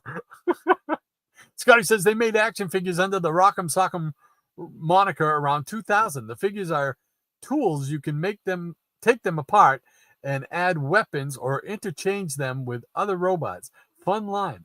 I'm not familiar with them. Wow. They made toys out of Rock'em Sock'em robots. I mean, action figures out of Rock'em Sock'em robots. Who'd have thunk it? Who'd have thunk it? And Robert says, good morning to Maranya. Double A says, the last time I heard you, you had Mason's voice accurate because even the one in the current movie was not macho, contrary to what I imagined in the comic. I think I'm along the same lines with you, like I mentioned earlier, saying about in the movie, I thought they made him a little too wimpy. I didn't picture Rex Mason as that kind of wimpy, but like Shannon just said, they were trying to give him how would you be if they stole your kid? You kidnapped your kid. You're worried for your kid, Are you going to be all barky? No, probably not. I looked at it like, okay, the action stuff was good, and if they use him again, I'm sure he'll be more like what you think he should be. I hope so. I hope they do use him again. I hope we get to see them all again because they did a real good job. I really liked it. I tell you what I thought was funny is like the Hawk Girl scenes, which were great, and you have all these people. Oh, she was screaming like a bird. I was like, Hawk Girl, yes, that's what she does. I'm like, guys. Oh, I don't know. It's just wonder about some people, right? Yeah. But I did enjoy it. I really did. I was pleasantly surprised, as they say. Eric Breen says Astro City. Yeah, baby. Love me some Astro City. Howler Mouse got me hooked on that many moons ago. He might have been the one that turned me onto it years ago. Yeah, he was at one time he was really hyping that up a lot on his channel, and I said I got to check that out. And by golly, he was right. It was really good, and I've enjoyed it ever since. So, Werewolf by Lunchtime says, "Be right back. Just going to sneak over to the neighbor's lawn with Rico before it starts raining." There you go. He's going to be the lookout. Jason says Astro City. Love Astro City. Yeah, Jason. Scotty says Werewolf smelled the Pringles salt and vinegar chips I just opened, and he's sneaking over here to get some. There you go. Oh, Look out. Good. Yeah. Werewolf says once I pop over, I'll stop over, Scotty. He wants to know, got any beer to go with them chips? There you go. Eric K says something tells me Shannon has a never-ending supply of Bronze Age Commanding comics. I think you are right. I might have a few. Just send me a list, Rod. Just a few, huh? Scotty says, I am always amazed that brands transcend continents. When I was a kid, my French pen pal sent me her favorite snack, and it was brands I'd never heard of, and their chocolate-covered cherries had liquor in them. Nice. Wow. My wife likes chocolate covered cherries. Me, I'm not a big cherry eater, except like if they're in like as a flavor in a soda or a flavor in candy. Yeah, So. if it's not pizza, don't even mention it to him. Yeah, or pizza. I have the pizza extra large with cherries on top. They would have me put away. I'd lose my pizza eater card. There you go. Double A says went to both Walmart and Target. They both were sold out on the new Fantastic Four figures. I wonder if Rod and Shannon got. I have not gotten any of them yet. No, it's been a while since I got any figures actually, because I've been focusing on comics so much. But I'll tell you one I do want to get is that Nightmaster figure that you've got.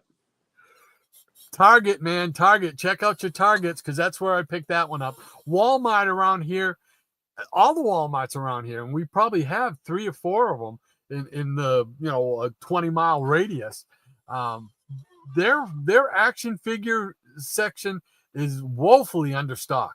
Yeah, that's last time I went. I was like, well, not much here, Now, I don't know if that's because collectors are coming in and they know what days they're stocking them, and that's what happens a lot. I mean, guys that collect like Hot Wheels and sports cards, I mean, they know when they stock up. I got a friend of mine. He used to go there like 5 o'clock in the morning, like on certain days of the week, because he'd be like the first one to get the new packs and the new Hot Wheels and all that good stuff. So yeah. Wow. Yeah, but Target, I've noticed Target always has a healthy amount, and GameStops have a healthy amount. Is good for the stuff. Yeah. Yeah.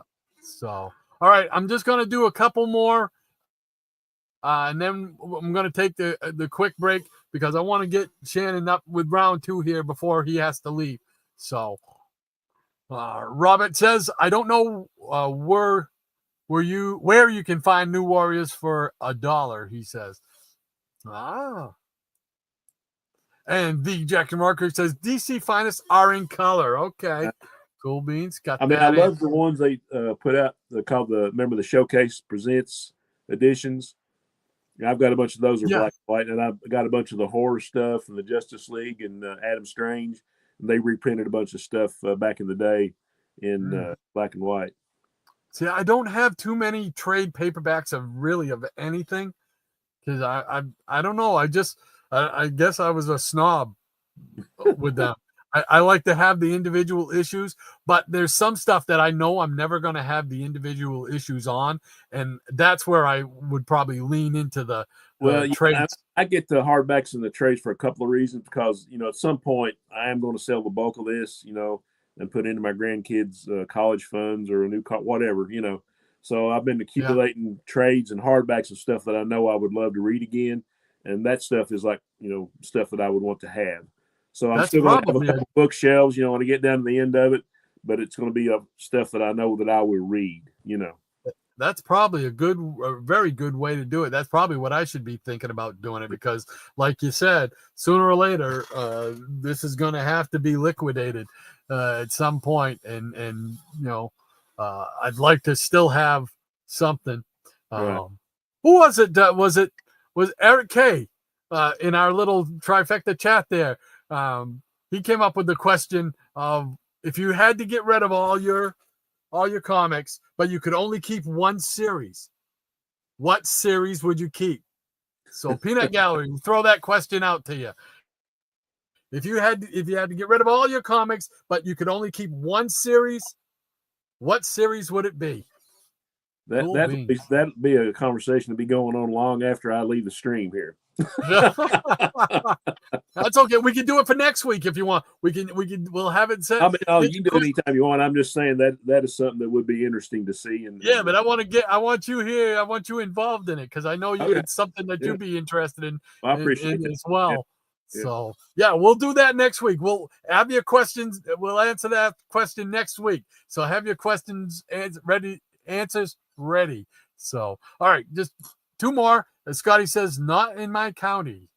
I wonder if he's talking about the convenience stores or anything like that might be selling those comics. If not, you might have to travel outside of there if you're interested in them. Whoops. Yeah. And he says the only comic shop is the Marvel only comic shop over on Sunset Beach. Marvel only? Wow, I've never heard of it. Blasphemy. Yeah, I've never heard of a shop selling only Marvel or something. Wow. Okay. All right. Never know. Henry says, I found that getting old books that you have. I'm not going to. Let's see. I found that getting old books that you used to have when you were a kid is the bestest. Yay! There you go. I'm telling you, man, I don't know what is going. Brain is short-circuited today. So absolutely, Henry, that is very cool. Yes, that is a good. Yeah, that's one of the best feelings in the world, right there. All right, so I'm gonna stop there because I want to get you in here, so get you another round. I want to see what else you got back there. What else have I got there? How about some Marvel Bronze Age horror? How's that? All right, I'm on board. I've got a few series which I've completed. These two here, I don't have all of them yet, but I'd like to get them. And most of these are reprints. You don't see these a lot. I mean, even like in the $2 boxes, they're like unheard of anymore. But this is Tomb of Darkness. And Tomb of Darkness, actually, this is issue 10. Tomb of Darkness actually started with issue 9 because it picked up numbering where, remember the reprint series Beware from Marvel? Yes. Yeah, I've got all those. But this is like it continues the numbering from that. So Beware was 8 issues. This series picked up at number 9, which I don't have, but here's number 10. Lots of great horror and mystery reprints. Nice. Some of these might have been new stories in some titles. I'm not sure about this one. For some reason, there's another number 10. For some reason. And here we have number 11, Spawn of the Witch Woman. Wow. Another number 11. Why? Here's a nice Gil Kane cover. Gil Kane, Klaus Janson. Number 12. Oh, neat. And number 13. That's another one of those titles that I never saw on the spinner racks around here when it was out. I saw them occasionally, mixed in with the superhero stuff. But as far as horror, when I was a kid, it was mostly DC, like House of Mystery and Unexpected. Another great cover, number 14, Death's Dark Image. Oh. Yeah, there's several of these titles where I just need like a few to complete them all. So I've been kind of slowly working on that. I need to work on getting some duplicates because I don't have enough. Here's did you find that humorous? Tomb of Darkness number 15. Oh. And here's one. I don't know why it's not bagged and boarded, but number 16. It's a free spirit. It just wants to be free. Floating out there in the ether with no bag or board, no place to call home. That's it. And look, here's its twin brother in a bag and a board. Oh, there you go. And I didn't write this on there, but somebody thought it was a very fine plus in 7507. So Wow. very fine plus. No, I'd call that a VF minus. You got some stuff going on up here, and yeah, it's amateur graders. Hey, Rod, you need a Tomb of Darkness 16. Like I say, I haven't looked at these in a while. So here's number 19. You don't know it, but you have an actual 2 collections. The 2 absolute one that I know of collections. and one that is in secret. Right? The Tomb of Darkness 19 with the Ron Wilson and Pablo Marcos cover. And that's neat. And we drew some red facial hair on the little boy. Somebody did. I don't think it was me.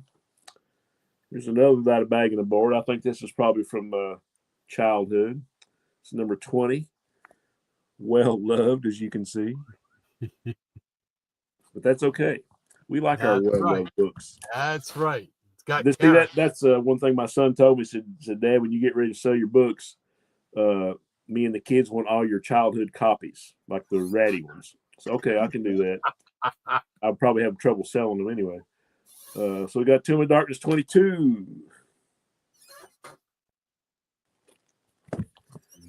And number 23. I always like this cover. Death is a Mountain. I remember that story. And this was my childhood copy of that. You can tell, it's kind of beat up. Because when you're a kid, you just have a couple piles, and you read them over and over. And you didn't get to buy all the new stuff, so you just accumulated them and you read them over and over, So. Absolutely. And here's another tile that I really enjoy. Here's Chamber of Chills, number 1. The great picture frame cover. I was just going to mention that. Yeah. Yeah. This is the Gil Kane cover. And here's another version of that. I don't know if I bought that for $250 or what. And here's a even better copy of that. And it's got a store stamp on it up at the top, or something, or a date. Here's number 2, another great cover.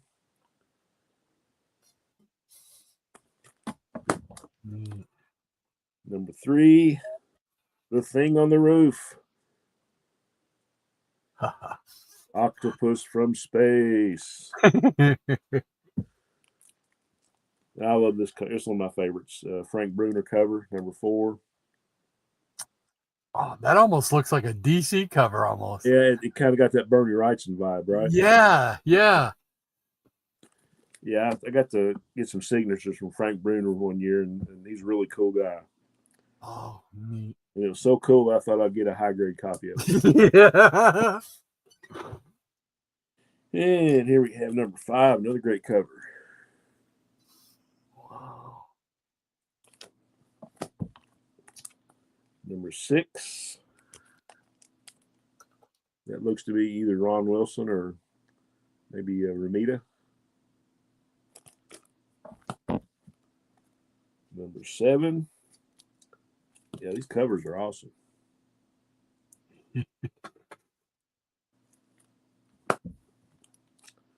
Number 8. That almost looks like a DC cover right there, doesn't it? Yeah. Number 9. I was The Man in the Maze.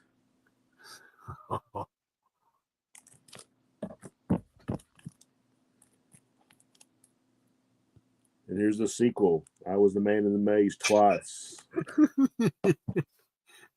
You would have thought once was enough with that. You guy. would think, this looks like a childhood copy. So I'm just assuming the next one is going to be a duplicate, but we'll see. Number 10, a little bit beat up. Bingo. Like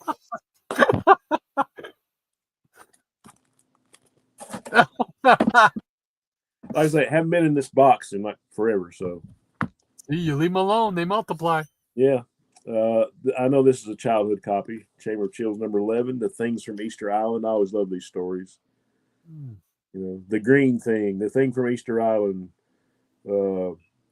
Grotto. You remember Grotto? Remember that character? He was once a comic character. Now he's That's YouTube. right. Yes, sir. Yes, Chamber sir. of Chills number 12.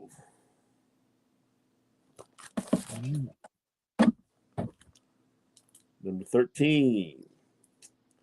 Go right in, Miss Jones, and meet our son, the gargoyle. The gargoyle. Another great cover. This almost looks like Bruner or Wrightson. No, I am wrong. I am sorry. This is Gil Kane and Al Milgram, but it looks a little bit like Bruner. Oh. Cool. Another colorful cover, number 16. Nice. And this may be a childhood copy. Number 18. I love the cover right off it. Yeah, I did. Look at these great house ads, man. Dr. Strange Treasury. Food. That's a great treasury, too, that down there. Yeah, Dr. yeah. Strange Treasury is a cool one. So number 20. Like I say, I'm missing a few in this run. Definitely going to have to get a non-coverless copy of that. There's another number 20. And here's another one not bagged or boarded. Kind of looks like a childhood copy. Here's number 22. Welcome, my friend. Ready for your first day's shave? No thanks.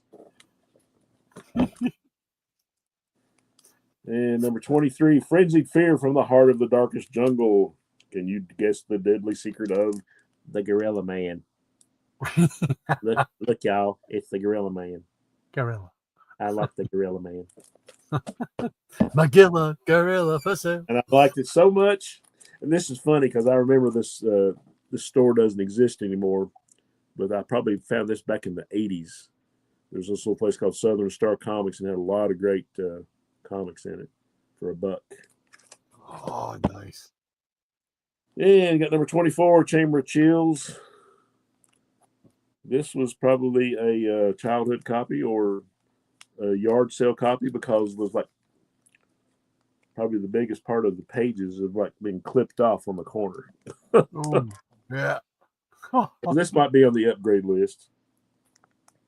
But I always love these ads on the back, these Spalding ads, because I'm a baseball guy and I had Spalding gloves growing up, and Sure. this was drawn by these ads were drawn by Jack Davis, Oh. who we all know. Mhm. And last but not least, Chamber of Chills number 25. He haunts the jungle night. Moomba. Easy for you to say. Yeah, Moomba. Moomba. There you go. Awesome stuff. Awesome stuff. You don't get to see those too often. Very cool. All right. And I kept my thing right on there. So that was Henry was the last one I read. So here we go. And Scotty says, and he doesn't have a dollar bin. The pawn shop over in Ocean Isle Beach had $1 comics, but he took them to convention and sold them all to a dealer. Scotty's having no luck with dollar issues. Yeah. Yeah, and speaking of the dollar bins and the $2 bins. My local shop has like the $2 Bronze Age bins, but he also has like probably 15 to 20 long boxes of dollar books. And sometimes you can find some old Bronze Age stuff in there, just not in great shape. But you got a good variety of stuff. And he says, I looked and never found any Dollar Tree DC comics, just their final faction action figure comic book. Okay. Never heard of that either. Yeah, me neither. And Jason says you can assume they're doing the convenience stores to tie in with the movies. A lot of foot traffic through convenience stores. Yep, this is true. Yeah. And Scotty says 40% off cover price. Wow, I need to go get some Golden Age 10-cent comics for 6 cents. That would be nice. Yeah, you let us know if you find some, huh? Yeah. And Double A says, I wonder if the new Spectre trades will include the Neil Adams issues. And one in particular I liked was one where Adams brought back the Psycho Pirate. Remember when he fought Dr. Fate and Hourman? Yes, I certainly do. And so does Rod. Okay. Showcase, baby. Showcase. One of our favorites, yeah. All right. And the Jackson Roy Kirk says, new comics, Scotty? New comics? Scotty says, no stop and go here. We have Food Line for food, and we are getting some Wawas soon. I'm assuming that's Walmart. Scotty says, oh, grown, new comics. And the Jackson Roy Kirk says, August, Adventure Comics 431 through 440. Showcase 60, 61, and 64. The Spectre Volume 2, 1 through 10. Brave and Bold 72, All-Star Squadron 27, 28, Ghost 97 through 99, and Wrath of the Spectre 4. Wow, that's a good little collection there. Yeah, that is. Yeah. Excellent. Very Excellent. nice. Yeah, I will be getting that if I can find it. Yeah, thanks for that information, Jackson. Appreciate that. And Scotty says there's a Publix over at Ocean Isle. That's one of the foreign grocery stores that they are bringing to the South. And Eric Green said X-Men Red had the classic taste like mustard and bigotry line. Okay. Oh, no. I missed that. I never heard of that. Yeah. And Double A says, thanks for the info, Jackson. It's great that they will include the showcase issues too. Yeah. That's awesome. Very nice. It was the enemy is hate, and we're going to fly around in a colorful sentinel fighting hate. It was ridiculous. That's Scotty. X-Men Red recap. And he said, did they ever make a Space Ghost Pac-Man crossover comic? That would have been interesting. Not that I know of. I don't think I've ever seen one or heard of one. And Jay says, just looked it up for you, Rod. Prince Valiant ran for 2 seasons in 1991. 1991. Wow. How did I not know about that? I didn't know it was that recent. Yeah. 91 recent to me is I know 34 years, but you know. But I think the same way you do. 80s, to me, the 80s are not 40 years ago. The 80s are maybe 5-6 years ago. Right. So I'm with you. But I don't remember that. I don't remember that at all. Who did the cartoon? I remember seeing it. I can't remember who did it. Yeah. Yeah, I gotta go watch some of those this afternoon. And Jason says, and I'm looking at the voice cast. It's got Tim Curry in it. Awesome. Oh, cool beans. All right. Oh, man, I am. And Scotty says, I'm sure you can find most, if not all, the Prince Valiant cartoons on YouTube. Yeah, I am. I will be scouring YouTube later on today. I will be, because that's got me extremely intrigued, man. I want to see that. I might have to write that down. All right. Rod, there's a Golden Age Plastic Man DC Fest. Oh, another one to put on the list. Oh, man. Holy mackerel. I did get the facsimile of the first issue of Police Comics, where it's got the first Plastic Man appearance. I think I did. I think I picked that up when it came out too. Yeah. I think it's right there. And from Jason says, you can't read today, Rod. How many woodchucks would a woodchuck chuck if a woodchuck could chuck wood? That one I can do pretty good, because that was a good one from childhood. That's it. My dad taught me that, by the way. Mhm. And Werewolf by Lunchtime, it's official. I now have to live until 101 to be able to read everything I own. Also, Jackson's comments. Oh, man. We just need to put him in the ring and put the gloves on, man. That's all I can say. The pay-per-view. Yeah. And Maronia's given the link to the Geeky Puppet Show. Thank There you, we go. lady. Appreciate that. Yes. Check them out. Check them out. Absolutely. And Jackson says, same here, Hobbs, but I need to live until I'm 120. Wow. And Werewolf says, you can read that much in 35 years, Jackson? And Werewolf lands a solid right. And she's giving a link to the Metamorpho. Says, no, you're humbly voiced by Rex in this. That was cool. And Jake said, 60 years, Hobbs. Guy says, there's a Hot Wheels car that's called Dragon Wagon. Oh, there you go. And Werewolf by Lunchtime says, get to it, Jackson. Let's race. Yeah, there we go. And Jay says, Dragon Wheels written by Jason Nutter, drawn by Rod Knowles? Question mark. Oh, I don't know if I'd be able to draw a comic book. But that certainly would be cool. That's a good concept. You could make some money. And Jack says, I'll give you a head start, Hobbs, mainly because I can't get up. I resemble that remark. I was just going to say the same.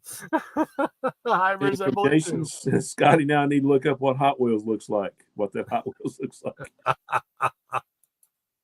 Scott says, yep, I'm a Hot Wheels collector. My Walmart has 0 on the pegs. It's weird, but I did get the $5 color change tracks Transformers Corvette yesterday. Yeah, there was a guy I work with, a friend of mine named Terrell. He's a big Hot Wheels collector, him and his son.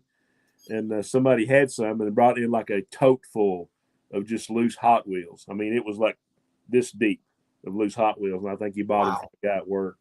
So, yeah. Holy cow. People actually collect things? That's weird. Who'd have thunk that? Who'd have thunk it? Oh, all right. Hold on. There we go. Oh, Werewolf says, but I don't do Sunday, Jackson. Sunday is lay in bed all day wearing Rico as a hat and eating pizza. Just ask eye-rolling Mrs. Werewolf. Guys, I hate to get off here, but I'm gonna have to run so I can meet my folks and get my work boots for next week. But glad I could be here as always. I hate missing Rod's segment and the rest of the peanut chat, but I will come back and catch it on the replay. Cool beans. Take care, buddy. Guys, I appreciate everybody. Appreciate you, Rod. You guys have a great rest of your weekend. You as well. Take care, brother. You too. All righty.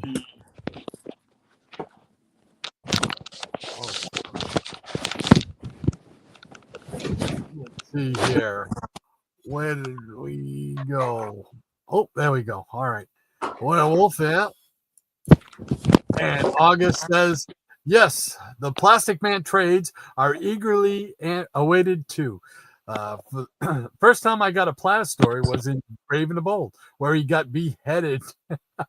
His disembodied head had to go around looking for his body, his head hopping around. Oh, yeah. Jason says, I haven't gotten to it yet, but Peacemaker season 2 just came out, and Guy Gardner is in that as well. Oh, I hadn't heard that. I only saw a few episodes of the Peacemaker first season, and it just didn't strike me. I guess I wasn't who they were trying to get to watch it, because I just didn't picture Peacemaker. Number one, I hate John Cena anyway, so no, I don't hate him, but he's not my favorite wrestler. I don't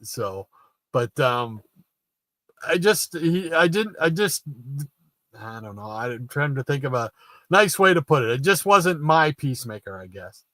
You know, I wanted a more serious take on Peacemaker. I guess kind of like, from what I hear, the Peacemaker from whatever dimension that he goes into here in the second season. So, but I'd be interested in the Guy Gardner episode. I'd watch that to see how they interact. That would be pretty neat. The Jackson Roy Kirk says the same actor, Jason. I was just wondering the same thing, Jackson. Same thing. Yes, cool beans. All right. Was it? Is that Nathan Fillion? Is that his name? Probably got that all screwed up. And Jackson says, nice. And Werewolf says, yeah, okay, all right, cool. Thank you for that, Werewolf. I'm probably about 15 minutes behind the chat, so I apologize for, not being able to be timely with your comments and my replies. The Jackson Rourke says, so enjoyed Fillion on Firefly. That was a show I never even watched. I didn't know that anything about it.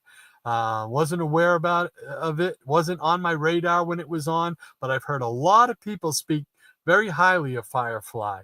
So I may have to see if it's being shown on like Tubi or something like that. And maybe try and catch a few episodes and see what I think. So Scotty says cherries on pizza. What? Oh my gosh! If he's talking about cherries on pizza, that was probably a half hour ago that I was doing that, right? So I'm sorry. Cherries on pizza. When did pizza get fruitier? Pineapple, I can understand if you're gonna do some Hawaiian luau theme. Yeah, no, I don't have. The only thing I have on my pizza is extra cheese or onion, and I've tried to stay away from the onion here lately because it's starting to. It seems like if I eat a lot of onion, and I like a lot of onion, it upsets my. I don't know, whatever it is. It's next to my stomach here. It just tightens up. It's about the size of my fist. It feels like a softball in my gut. And it just tightens right up, and it's not a pleasant experience. So, Werewolf by lunchtime says cherries go on cakes. There you go. Yeah, absolutely. Absolutely. And Maranya says, I can see a cherry pie pizza. Dessert style, Scotty. Otherwise, not. I used to love the Hostess cherry pies. The Hostess pies. You used to see the ads in Marvel Comics in the what was it, late 70s probably, I think. I used to love those Hostess pies, the apple, blueberry, and cherry. Those were really good. Scotty says, we don't have a Target, but I did order the 6-pack remastered Teenage Mutant Ninja Turtle set from their online site. It was a Target exclusive. Oh, cool beans. Awesome. All right, and Maranya had put down the pause line, but I'm going to skip this pause line, Maranya, and then I'll put another one down here shortly, and I'll show some more. But I just want to try and get through some of the peanut gallery here, and we'll see. The Jackson Rourke says, oh, yeah, pizza desserts, chocolate chips, cherries, and blueberries. There you go. He also says, right, the DC finest are like Showcase, but in color. Okay, I'm familiar with the Showcase ones that they used to put out. So, but in color, I may have to hunt those down. I didn't know anything about these. Holy cow. Out of touch. Scotty says, pizza pie dessert? Yuck. I just like raw fruit, except banana pudding. And the only banana pudding my mom makes. So it's so good. My mom makes a thing every Christmas for me. They're called cherry squares. And what it is like a sugar cookie dough, puts it down in a big cookie sheet, right? Puts a layer down, puts the cherry compost all over it, and then takes the remaining sugar cookie dough and like plops down and plops on top. So you have like some on top, and it's like almost like a little pastry. But oh, they are so good. She makes them for me every Christmas. They are my favorite. Oh, so that's my big love when it comes to cherries is those right there, those cherry squares. Jason says, if you're looking for some older action figures, Rod and Shannon, not knowing how far Shannon is from Rochester. He's in Kentucky, so he's just a bit away. He says, but Collectiques on Main Street. Yes, I've wanted to go in that store. Every time I go by there, Jason, when we go to like Hobby Lobby up that way and we come back through town, I always want to stop at that, and I never think of it until I'm going by going, oh, I want to go in there. So Main Street had some good. Yeah, I've only been in there once, and I think it was during one of the comic book day, pre-comic book day things. One that Ralph's has. He puts on the what is the word I'm looking for? It's not shenanigans. It's you're looking for things. You know, it's right on the tip of my tongue. You go out and you have to go to certain shops to find the different things.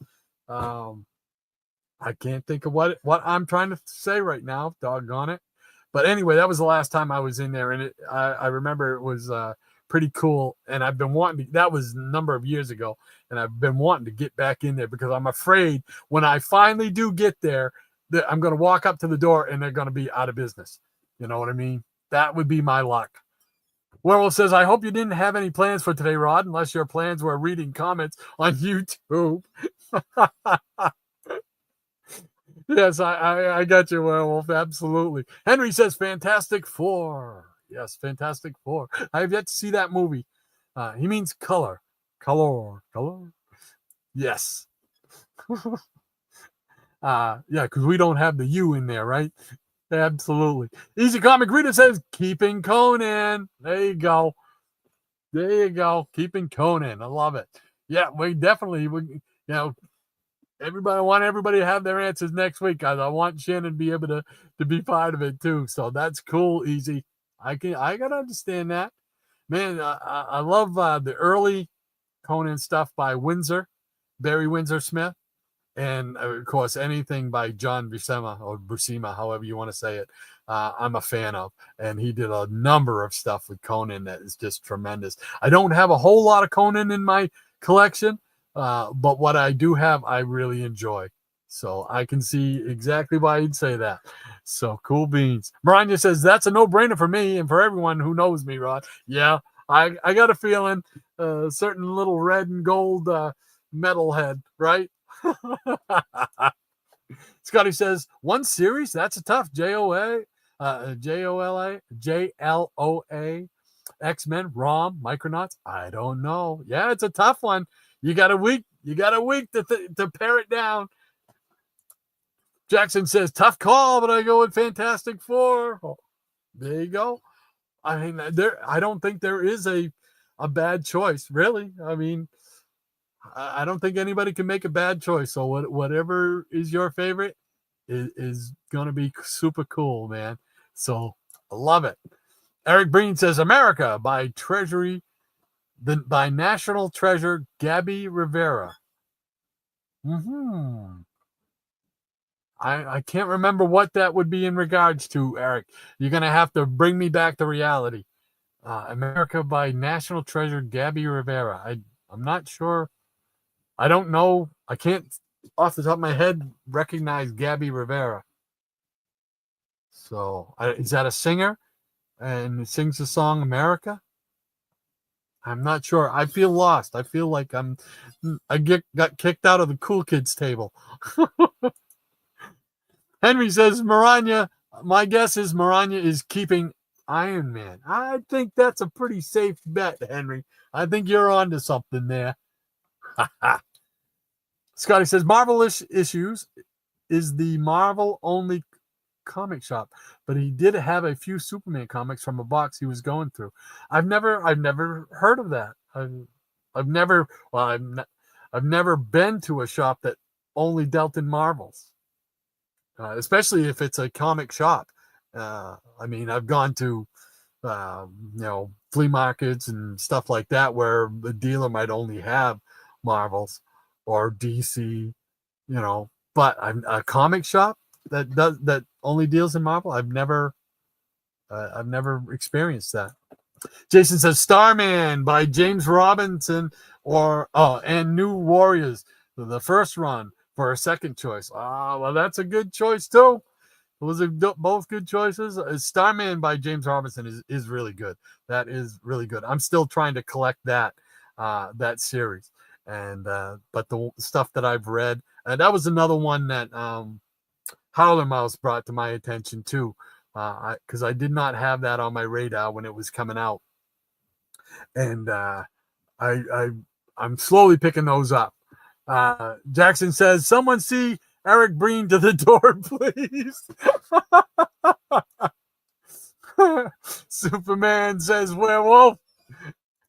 And Eric says, "Alicia, poor old blind Alicia." Well, Alicia is helping me, Jackson. And Double A says, "To answer Rod's survey for Marvel, it's X-Men. For DC, The Flash." Cool beans, cool beans. I'm a Flash man myself. I love Flash. Barry Allen, baby. The Jackson Workers. Oh no, he'll be here all night. Yeah. You're right, Jackson. Scotty says, "I do want to finish Star Trek DC Volume 1 because from what I read, it's clearly the blueprint for Star Trek The Next Generation. The saucer section separates. There's a Klingon member, blah, blah, blah," he says. Okay, cool beans. I did not know that. Oh, see, I'm learning all kinds of things again today. You guys are so cool, man. You really get me in the know. I love it. Werewolf by Lunchtime. He says, "Eric's been missing for a while. I thought he must be talking to a girl on the phone." Oh. Jackson is laughing. Oh, Hobbs. Oh, Hobbs. What a card. He says. And Eric says, "She keeps ringing back." Jason says, "Wish they all could be California girls." I love the Beach Boys. Oh, Werewolf says, "I hope she has a smooth voice, Eric." Eric says Werewolf. And Eric says, "Tone's kind of bland, though." I think I'm missing a joke there somewhere. I think it's a Geeky Puppet Show thing, right? Werewolf by Lunchtime says, "It could be Jackson in disguise." Jackson in disguise on the phone. Jackson in disguise on the phone. The Jackson Rourke says, "Don't make us both sick, Hobbs." Hey, Crazy Joe, how you doing? Crazy Hungarian. How you doing, Joe? He says, "Good morning, all, and good morning to you, sir. How you doing this morning? Hope your Saturday's going well." I stopped in a little bit, watched a little bit of the show last night, but I didn't get a chance to stay too long. I was wiped out, man. I was tired. I went to bed. Actually, when I got home from running some errands and getting my son and stuff, I went like 4:00. I went into the bedroom and I said, "I'm just gonna try and get some stuff done for the show," So I'm working on some stuff. Next thing I know, I'm waking up. It was like 90 minutes plus later. I fell asleep while I was working on the computer. So it was like I was out. So I woke up, and when I went on and went in to see some of the show with you guys. And so, but I didn't stay long, and I didn't get into the chat, but I got to watch the rest of it either this afternoon or tomorrow. I think this afternoon. I think I'm going to try and watch it this afternoon. So cool beans. So thanks for being here, Joe. Appreciate it, man. He says, Werewolf by Lunchtime. He is laughing. And Joe says, "Excellent horror comic, Shannon." Cool beans. Yes, sir. Werewolf by Lunchtime says, "Hey, Joe." And Joe says, "Hey, the Werewolf." Diabetic Superman says, "Hey, Joe." Eric Breen, he's laughing so hard he's crying over there. And Miranda says, "Good morning, Hungarian." And Joe says, "Hey, DS." And the Jackson Rourke says, "You can't tell, but the boxes behind Shannon are numbered. 1A, 1B, 1A. 2A, 2B. I think you're right. I think he's got he's got one series, one collection, and then he's got the duplicate collection. Well, I can't throw any kind of stones though, because I've got my share of duplicates, and I wish I could say they were because I needed an upgrade on all of them or anything. Most of the time it was because I couldn't remember that I had the first issue. So Mariah says, Eric, is Lady Coco Lumbottom chewing on the wires again? Love that name. Love that name. Crazy Joe, he's saying hello to Mariah. And Henry says, Mr. Freeze. Dun, dun, dun. And August says, the Adams issue was great because the Psycho Pirate made everyone horrified by the Spectre. It was interesting variation of the Psycho Pirate's emotion power. Cool beans, yeah. I mean, I know I have that, and I just can't recall the story. But yeah, because I mean, what's not to love? Number one, you got Adams. Number two, it involves the Spectre. Number three, it involves Psycho Pirate. I'm a big Psycho Pirate fan. I thought I had my Psycho Pirate action figure here where I could get at it, but I do not. So, but yeah, he's one of my favorite DC villains is Psycho Pirate, just because of what happened with the Crisis, and then his appearances in the Animal Man series. Hearkening back to the fact that he's the only one that remembers the Crisis and what the world was like before the Crisis and stuff like that. And I find that fascinating. There's so much they could do with that character. Still bringing back aspects of pre-Crisis DC. I just think that would be cool if they did more with that character. I am one of us has great horror collection, Shannon, and I'm sure Shannon appreciates all you guys' kind words. Absolutely. Tremendous. That's one of those series that, like I said, you don't get to see a lot, So Werewolf says, 1, hamsters in sweater. 2, hamsters in sweaters. Sweaters in sweaters. Oh, I'm sorry. I'm snorting over here. I'm laughing so hard, I'm snorting. Werewolf says, hamsters. Yes, I got you. Eric says, hope not. I'm at work. I can't stop her. Sleepy Rita, how you doing, Jamie? Great to have you with us, man. You just missed Shannon, or you might have caught the tail end of Shannon, because I know I'm way late and trying to catch up here. So he says, greetings, young monster fans, and greetings to you, sir. Hope all is going well over there on the West Coast. Cool beans. Mariah says, greetings, Damien and Millie.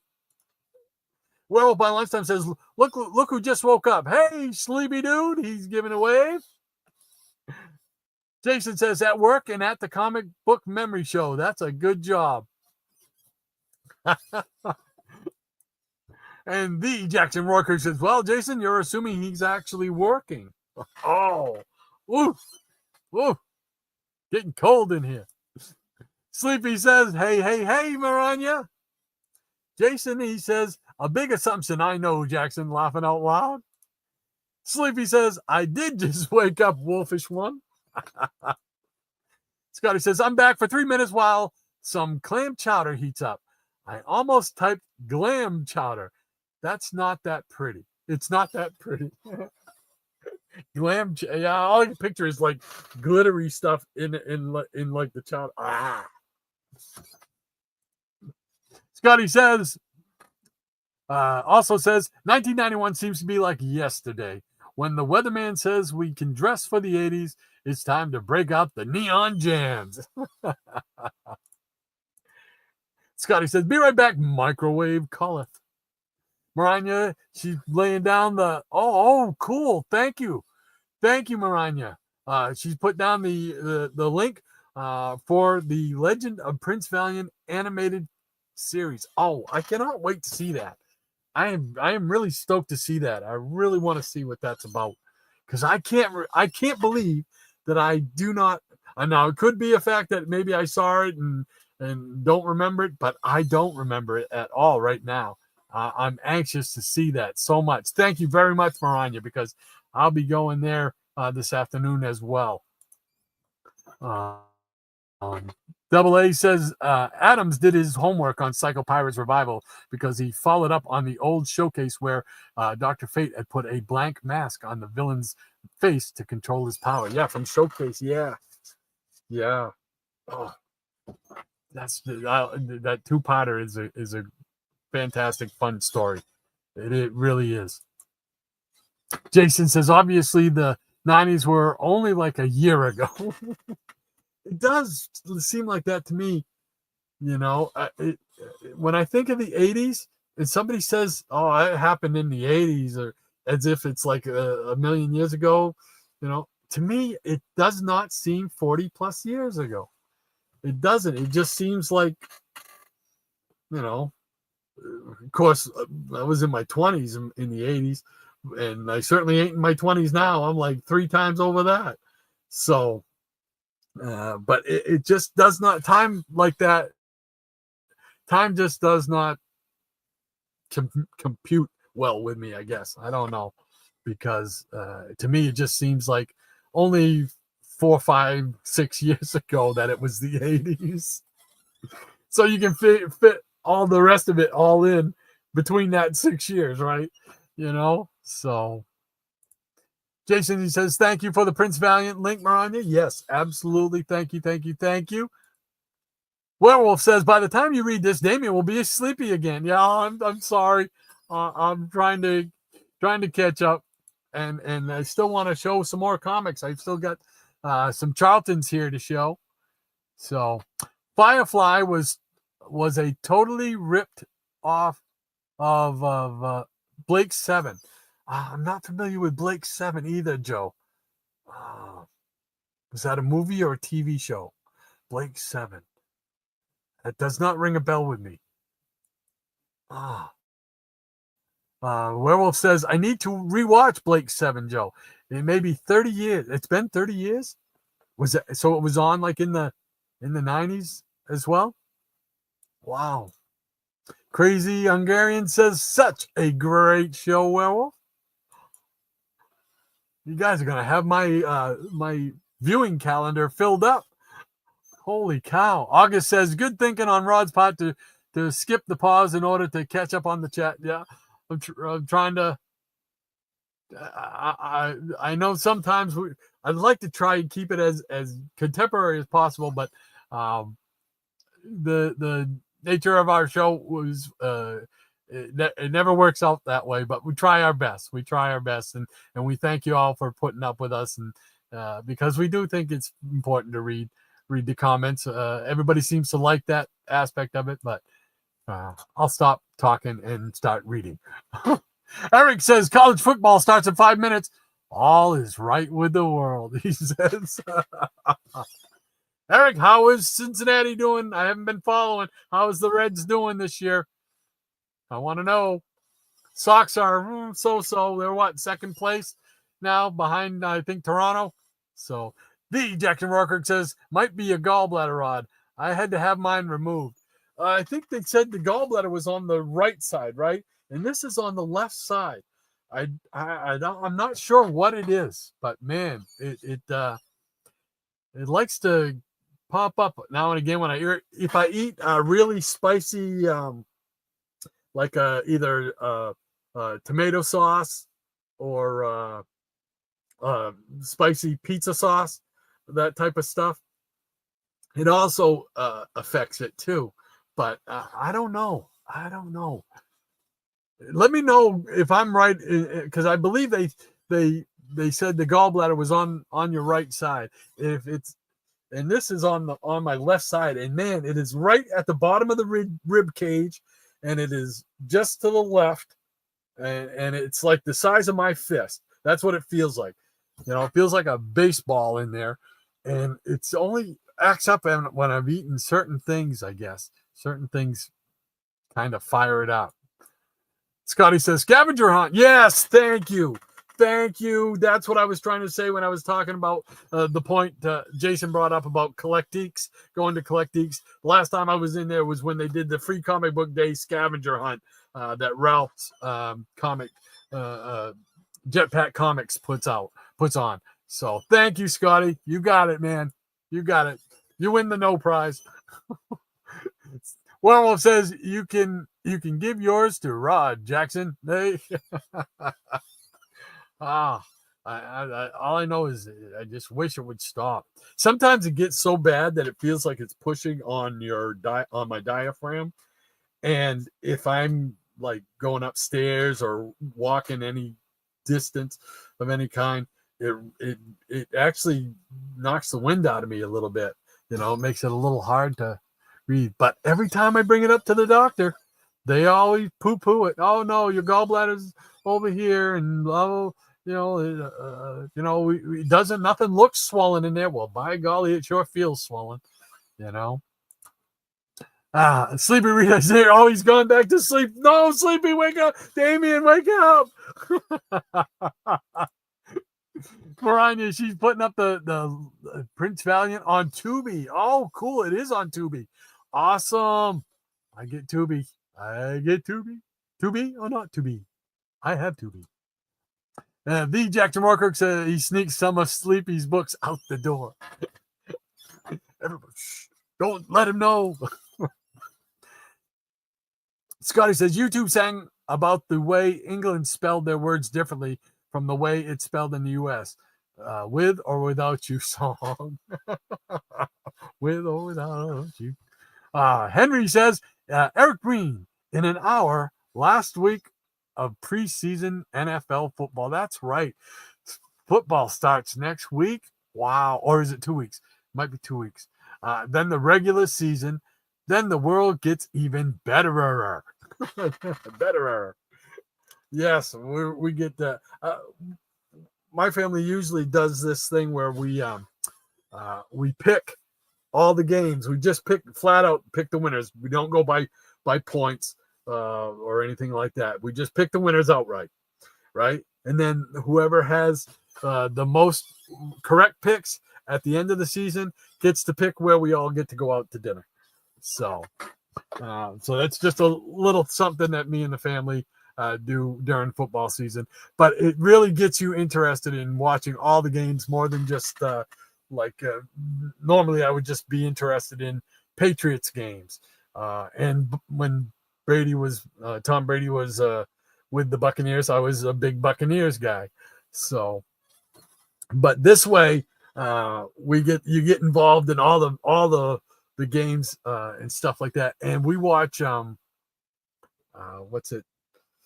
Zone, NFL Red Zone. Oh my gosh, that's so much fun to watch that and just keep track of everything. But I digress. Werewolf says, I knew it. The cushion is too soft for Damien. And Damien says, Jackson, there's booby traps in those comics. Uh-oh. He's got booby traps in the long boxes, man. Scotty says, there's a bad choice. There's a bad choice. X-Men Red. I'd only take that if we needed toilet paper on that island. Ouch, boy, that's harsh. Harsh. Jackson said, Rod, be thankful you don't know Gabby Rivera and her comics. I don't understand the reference to Gabby because I don't know Gabby, who Gabby is. But I trust you, Jackson. I will take solace in being thankful that I don't know her. So, all right. Jason says, Rod, you forgot to ask us which one comic we would keep. Well, we'll have that. I'm sure that'll be a byproduct of next week's discussion as well. So I think, definitely tune in next week because we want to know. Eric Breen, he says, America was easily the worst comic book series in comics history. I don't even remember one of America called America. Who put it out? Who put it out? America. Was that Marvel? Wait a minute. This might be coming back to me. Was this Marvel? America Chavez? Was that the name? Something's clicking back in my head here. If that's the case, yeah, I think I do know what you're talking about. B. Jackson Roker says, darn Sleepy, I heard there were boys, but not traps. Alrighty. Werewolf says, can I borrow a left one, please, Jackson? And Sleepy, he's reading. He's having a good chuckle at Jackson. Scotty says, I hate falling asleep on the computer. I get rigor mortis and can't walk away. Hey, Comic Mac Music, how you doing, Bill? Great to have you with us, man. Cool beans. He says, hello, gang, and hello to you, sir. Hope you're doing well. Always enjoy your videos and enjoy your appearances on the Gray Man's weekly show, Cover Slingers. I always secretly root for you, Bill. So, Werewolf by Lunchtime says, hi, Bill. And the Jackson Roarkirk says, CMM. Sleepy says, Bill, looking forward to see you on Cover Slingers today. Yeah, that'll be coming up. Usually, I think it's about 2 o'clock Eastern Standard Time. So if you get a chance, check out Gray Man's channel. He's been doing a lot of stuff lately with his channel. A lot of little shorts and showing various things from his collection. A lot of fun. But Cover Slingers, man, that's the gem of his channel. I think he'd say, and that's a lot of fun. You guys do a lot of fun stuff on there. So definitely check him out. So Werewolf by Lunchtime says, Geet, I fell asleep on the keyboard. And Bill says, howdy to Jackson. He also says, hey there to Damien. Sorry. My eye's bad, man. I can't wait for cataract surgery coming up here, hopefully within the month. So, man, I want to have my vision back. Jason says, okay, my friend, I've got to get out of here, taking my daughter to the Rochester Opera House to see the producers. Have a great rest of the show. You should be done by like 3, right? And have a great day. You too, Jason. Thank you again for hanging out, buddy. I'll talk to you later. And Werewolf says, only 2:20. Late, Bill. There we go. Maranya says, hi to Bill. And Bill says, hey to Maranya. And Scotty says, time keeps slipping into the future. And August says, speaking of Prince Valiant, I remember Jack Kirby created his demon Etrigan, inspired by a villain that had briefly appeared in Prince Valiant. I did not know that. That's where his inspiration came from. Oh, I did not know that. I just did a music video for Etrigan. I put it together. I haven't posted it anywhere because what I'm trying to do is do a collection and do something with them. But I wrote a song, put some AI music to it, and it's about Etrigan. So that's very cool. But I did not know that, August. Thank you very much for that. Werewolf says, I love that you read all the comments, right? Well, thank you, Werewolf. I appreciate that, man. We just feel it was cool to give a voice to everybody because sometimes I think we got a good feel for how everybody would says things and stuff like that. So we can make it a joke when you guys make it a joke. So cool beans. So thank you, Werewolf. Appreciate that. Hi, Higgy Pop. How you doing, Higgy? Great to have you with us, man. He says, hey, Hot Rod, sorry I'm late. Oh, you're never late. We're always here, brother. You can stop by anytime you want. The hardest working man on YouTube right there, Higgy Pop Comics. And if you haven't seen especially his latest stuff, but all this stuff is fantastic. But these things he's doing lately with the Hawkman thing, I've got to catch up on. I saw there's one about Conan Conan protecting the hawk nest. I saw that last night. It came up on one of my feed things, so I got to watch that today. But definitely, if you have not checked out Higgy Pop Comics, you got to go check out his channel. You will not be disappointed, man. Oh, tons of fun. Great to have you here, Higgy. Thank you so much, man. Eric says Reds are hovering a little above 500, going to finish with 7th best record in the NL. Top six make the playoffs. That's just missed by one, right? Red Sox took the first 2 against the Yankees and the first wild card again. Yeah, well, we'll see how long that lasts because they've been kind of little up and down here lately. They had a good stretch there where they were playing pretty good, and to take 2 out of the Yankees, that's pretty doggone good because whenever we can beat the Yankees, it's a good thing. So thank you, Eric. And hopefully the Reds will come around for you. I'd love to see. I really would love to see a repeat of the greatest World Series ever played. As far as I'm concerned, the '75 World Series. See the Cincinnati Reds against the Boston Red Sox. That would be awesome. Scotty says, pushes on your diaphragm, you may be pregnant. Oh, man. I told my wife not to hold my hand when I was sleeping. She did it again. Doggone it. Ryan says, Higgy Pop. She says, glad to see you here. How are you and Hawk Dog doing? Yes, sir. We want to know. Werewolf says, fly to London, get an operation, fly home, and save money. I don't know. The cost of just flying over there might be a little much these days. So you guys are going over there. Who is it? WWE is over there right now, I think, over in that area. I think they were in Scotland. I think they're going to be in France here. So putting on some wrestling shows. I don't know if you're a wrestling fan or not.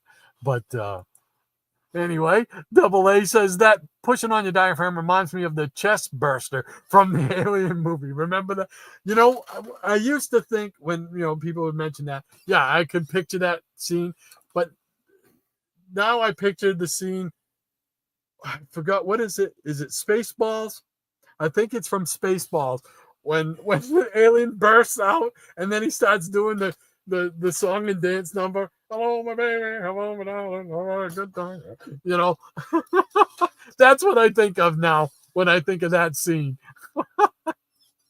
Diabetic Superman says, after last week, saying I didn't think I could draw anymore, I drew a Charlie Brown and picture of the Joker. Cool beans. Oh, man.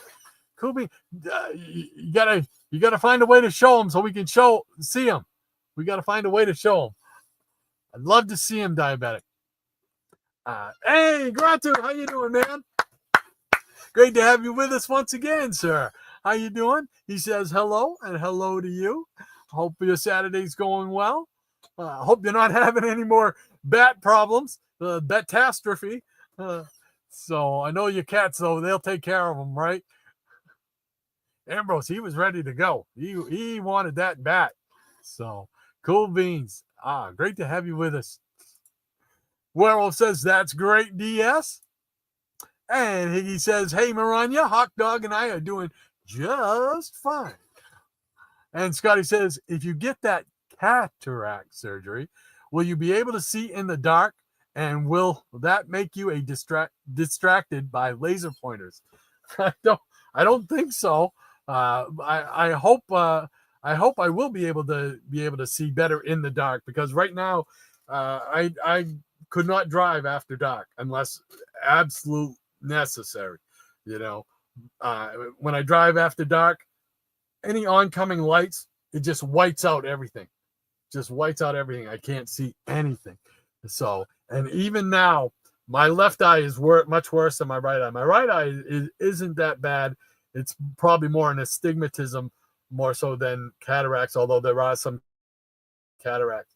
So I am going to get both eyes done. They're going to put in new lenses that hopefully will correct the astigmatisms in each eye as well. But this left eye is just like a film. Like if you've ever gone swimming in a pool that has a lot of chlorine, and then you come out of the chlorine, out of the water, you start to see this like film across what you see, you know, and that's what it looks like out of this eye. It is really, really bad. So if you see me squinting my left eye, that's why. It's because I'm trying to get see better with my right eye when I'm trying to read all these comments and stuff like that. So hopefully in the next month I'll have that. I had my consultation. He gave me some good news. He gave me some not so good news, but hey, we're going to still go on. Life goes on. So, but we're going to have the cataract surgery done hopefully in the next month to 2 months for them both to be done, because they want to have like 6 to 8 weeks in between because of this eye. They're going to do my bad eye first, obviously. But they want, because I have other issues with my eyes, they want to make sure that I have go through the whole regimen of medication. Instead of a 2-week regimen, it's like a 6-week regimen for people like me who have more going on than just cataracts and astigmatism with their eyes. So Werewolf says your vision is fine. When Bill said hi to Darren, he was talking to me. Oh, okay. All right. Cool beans. All right. Sometimes, like I said, it's hard for me to see. So I'll be over here like this, squinting. So thank you, Werewolf. Sleepy says, if we keep commenting, we can keep Rod here until Sunday. It's already 1:15. Holy cow. Werewolf saying it is Sunday. Marina says, glad to hear that, DS. Keep it going. Yes, sir, DS. You keep on drawing. Excuse me. I'd love to be able to find some time to sit down and just draw too. I'm gonna find some time. Doggone it. You know, especially looking through the old sketch pads last week here with you guys. It really does get the juices flowing to like, oh, I really want to draw some more. I want to draw. I want to create music. I want to do this. I want to make video things. I've got some other irons in the fire for video projects here on YouTube that I want to do. It's just so much going on. So not enough hours in a day. Let's see. Werewolf says 12:38 Sunday morning a.m. Sunday morning here, Sleepy. Sky Sports. Let's put Scotty to sleep. Sports put Scotty to sleep. Sorry about that, Scotty, but as you can tell, I'm a big baseball fan.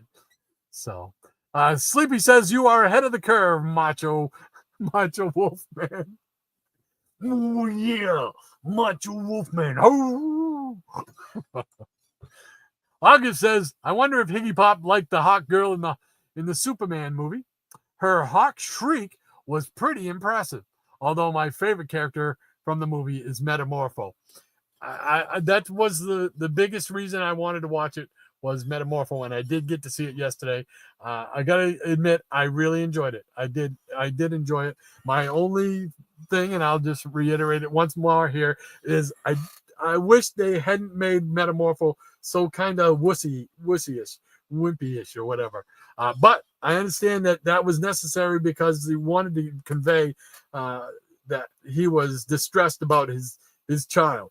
So I got that, but I hope the next time we see Metamorpho, it's more like the Rex Mason in the comics, Metamorpho, because that was just so cool. And like Shannon said, when he does that thing and he brings the hammer down, you know, that's what I wanted to see on the big screen. I wanted to see Metamorpho doing some of that stuff. That was just cool. He makes the kryptonite. It's just cool stuff. Eric says Red Sox are good. Next year they're going to be a legit World Series threat. Really? You think so? They did that well at the trade deadline. By the trade deadline, they'll make the playoffs this year. Not sure how far they'll go though. Yeah, I'm still waiting to see if they're going to make the playoffs, because they just kind of hover. You don't want to be hovering around the wild card. You know, man, you want to be top of the division. Get up there and beat the top of the division. You know. That's the way I look at it, because wild card is too easy to get knocked out in the last week of the season. Heck, sometimes the last game can knock you out, so I'd hate to leave it up to the wild card position. But cool beans. I'm interested to hear more. Did you think they're going to be a legit World Series threat next year? I'm curious. I gotta give you a phone call, Eric. I gotta give you a phone call sometime here. So Werewolf says that's Nacho Wolfman Sleepy. Oh, and Robert Harrison says happy trails to you until we meet again. Until next time, Blue Jays will be. That's right. From Toronto, he's a Blue Jays guy. That's it. And they're in first place right now. So, I mean, they got a chance to go all the way, Bob. They got a chance to go all the way, brother. Take care, Bob. Thank you so much for hanging out with us. Maranya says, take care, Rod. Shannon, welcome back. The Peanut Gallery, the Nuts of the Day, the Foofs, the studio audience, and Maranya's legion of peanut pets. Stay safe, cool, and hydrated. Words to live by as always. Thank you so much, Maranya, for once again providing us the line, keeping us in line, and dropping some knowledge and putting out those links for us too, because that's going to be incredibly handy this afternoon, because I want to see that Prince Valiant cartoon, man. So thank you. August says, Rod, your optical problem is almost like Dr. Midnight's. By the way, was there a Dr. Midnight figurine? Was there a Dr. There's a Dr. Midnight action figure. I don't see it right off the bat. I don't see it right off the bat. Otherwise, I'd show it. But I do have a DC Direct Dr. Midnight figure. As far as a figurine, I don't know if there's one in the JSA thing or not. Let's see. Yes, there is. There's a little figurine of him right there, in between Johnny Thunder and Our Man. So, and Woodsy, or whatever his owl's name was. I always think of Woodsy. Woodsy the owl, these are pretty cool. You can probably find these too still on YouTube, on eBay. I think there's three of them. I don't know if I have the third one. I don't think I have the third one. And here's the second one. Second one's cool. It's got Mr. Terrific in it. Got the Spectre in it. Which way am I going? Right there on the end. Spectre.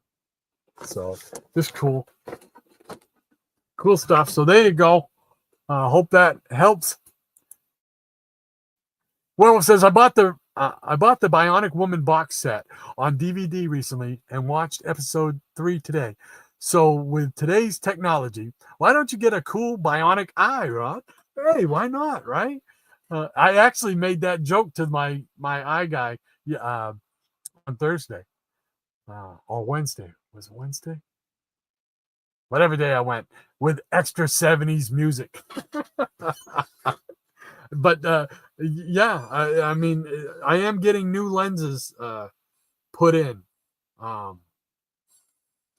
because obviously mine are not the way they're supposed to be. So hopefully they're called Toric, Touric, I believe is how you spell it. Toric lenses. That's what they're going to be putting in my eyes. So hopefully that will help. Just get rid of the fog, it's not going to give me probably 20/20 vision again.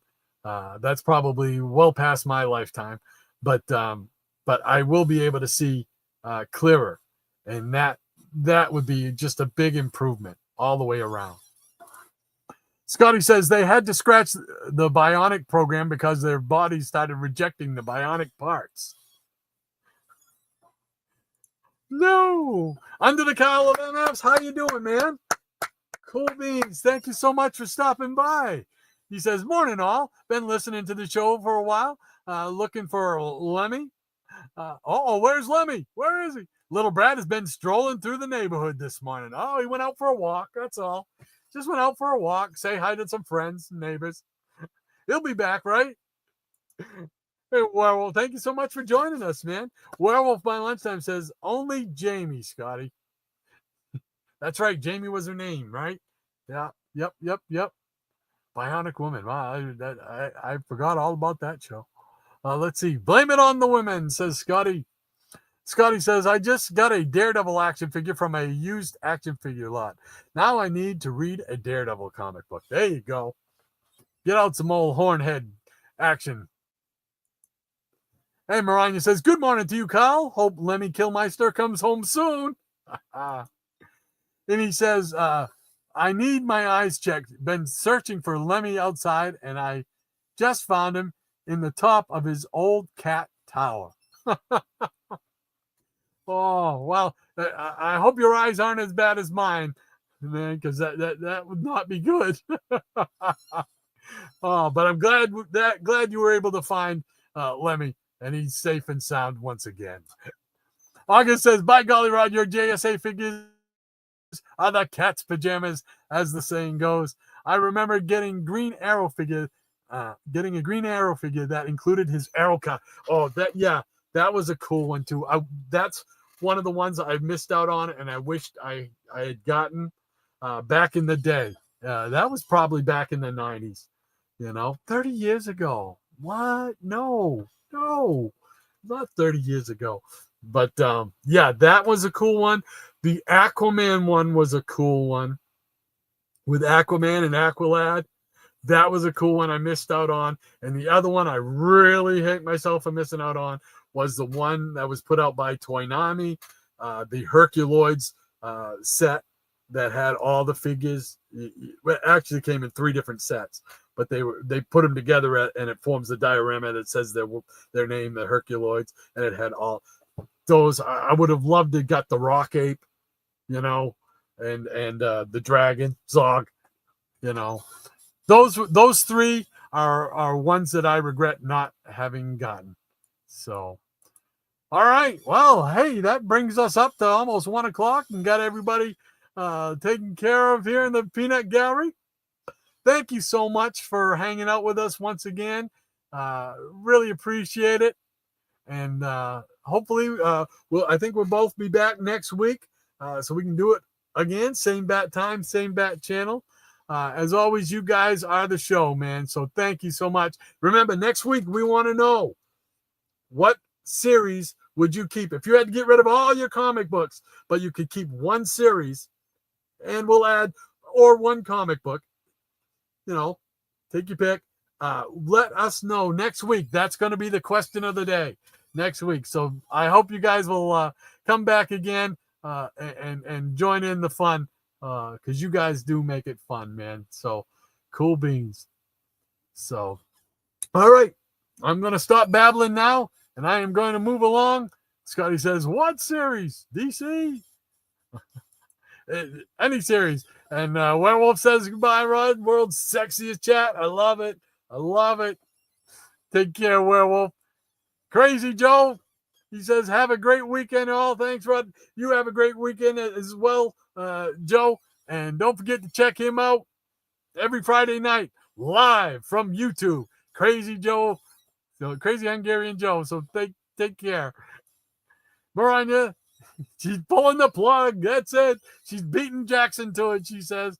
And I Am One of Us says, great show. Thanks, Rod. Thank you so much, I Am One of Us, for being here again. Appreciate all the support and loves having you guys all in the Peanut Gallery. So that's going to do it from here. You guys take care. Have a great rest of your weekend. Have a great week. Hopefully everybody will be back next Saturday morning. We'll do it all over again. We'll have some more fun, I think. So everybody take care.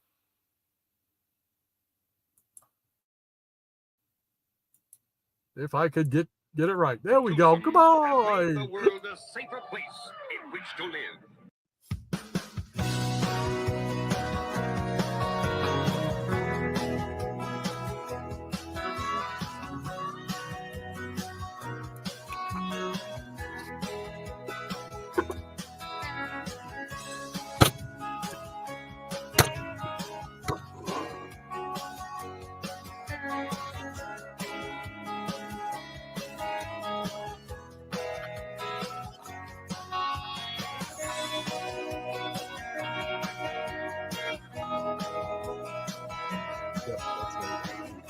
Look like that.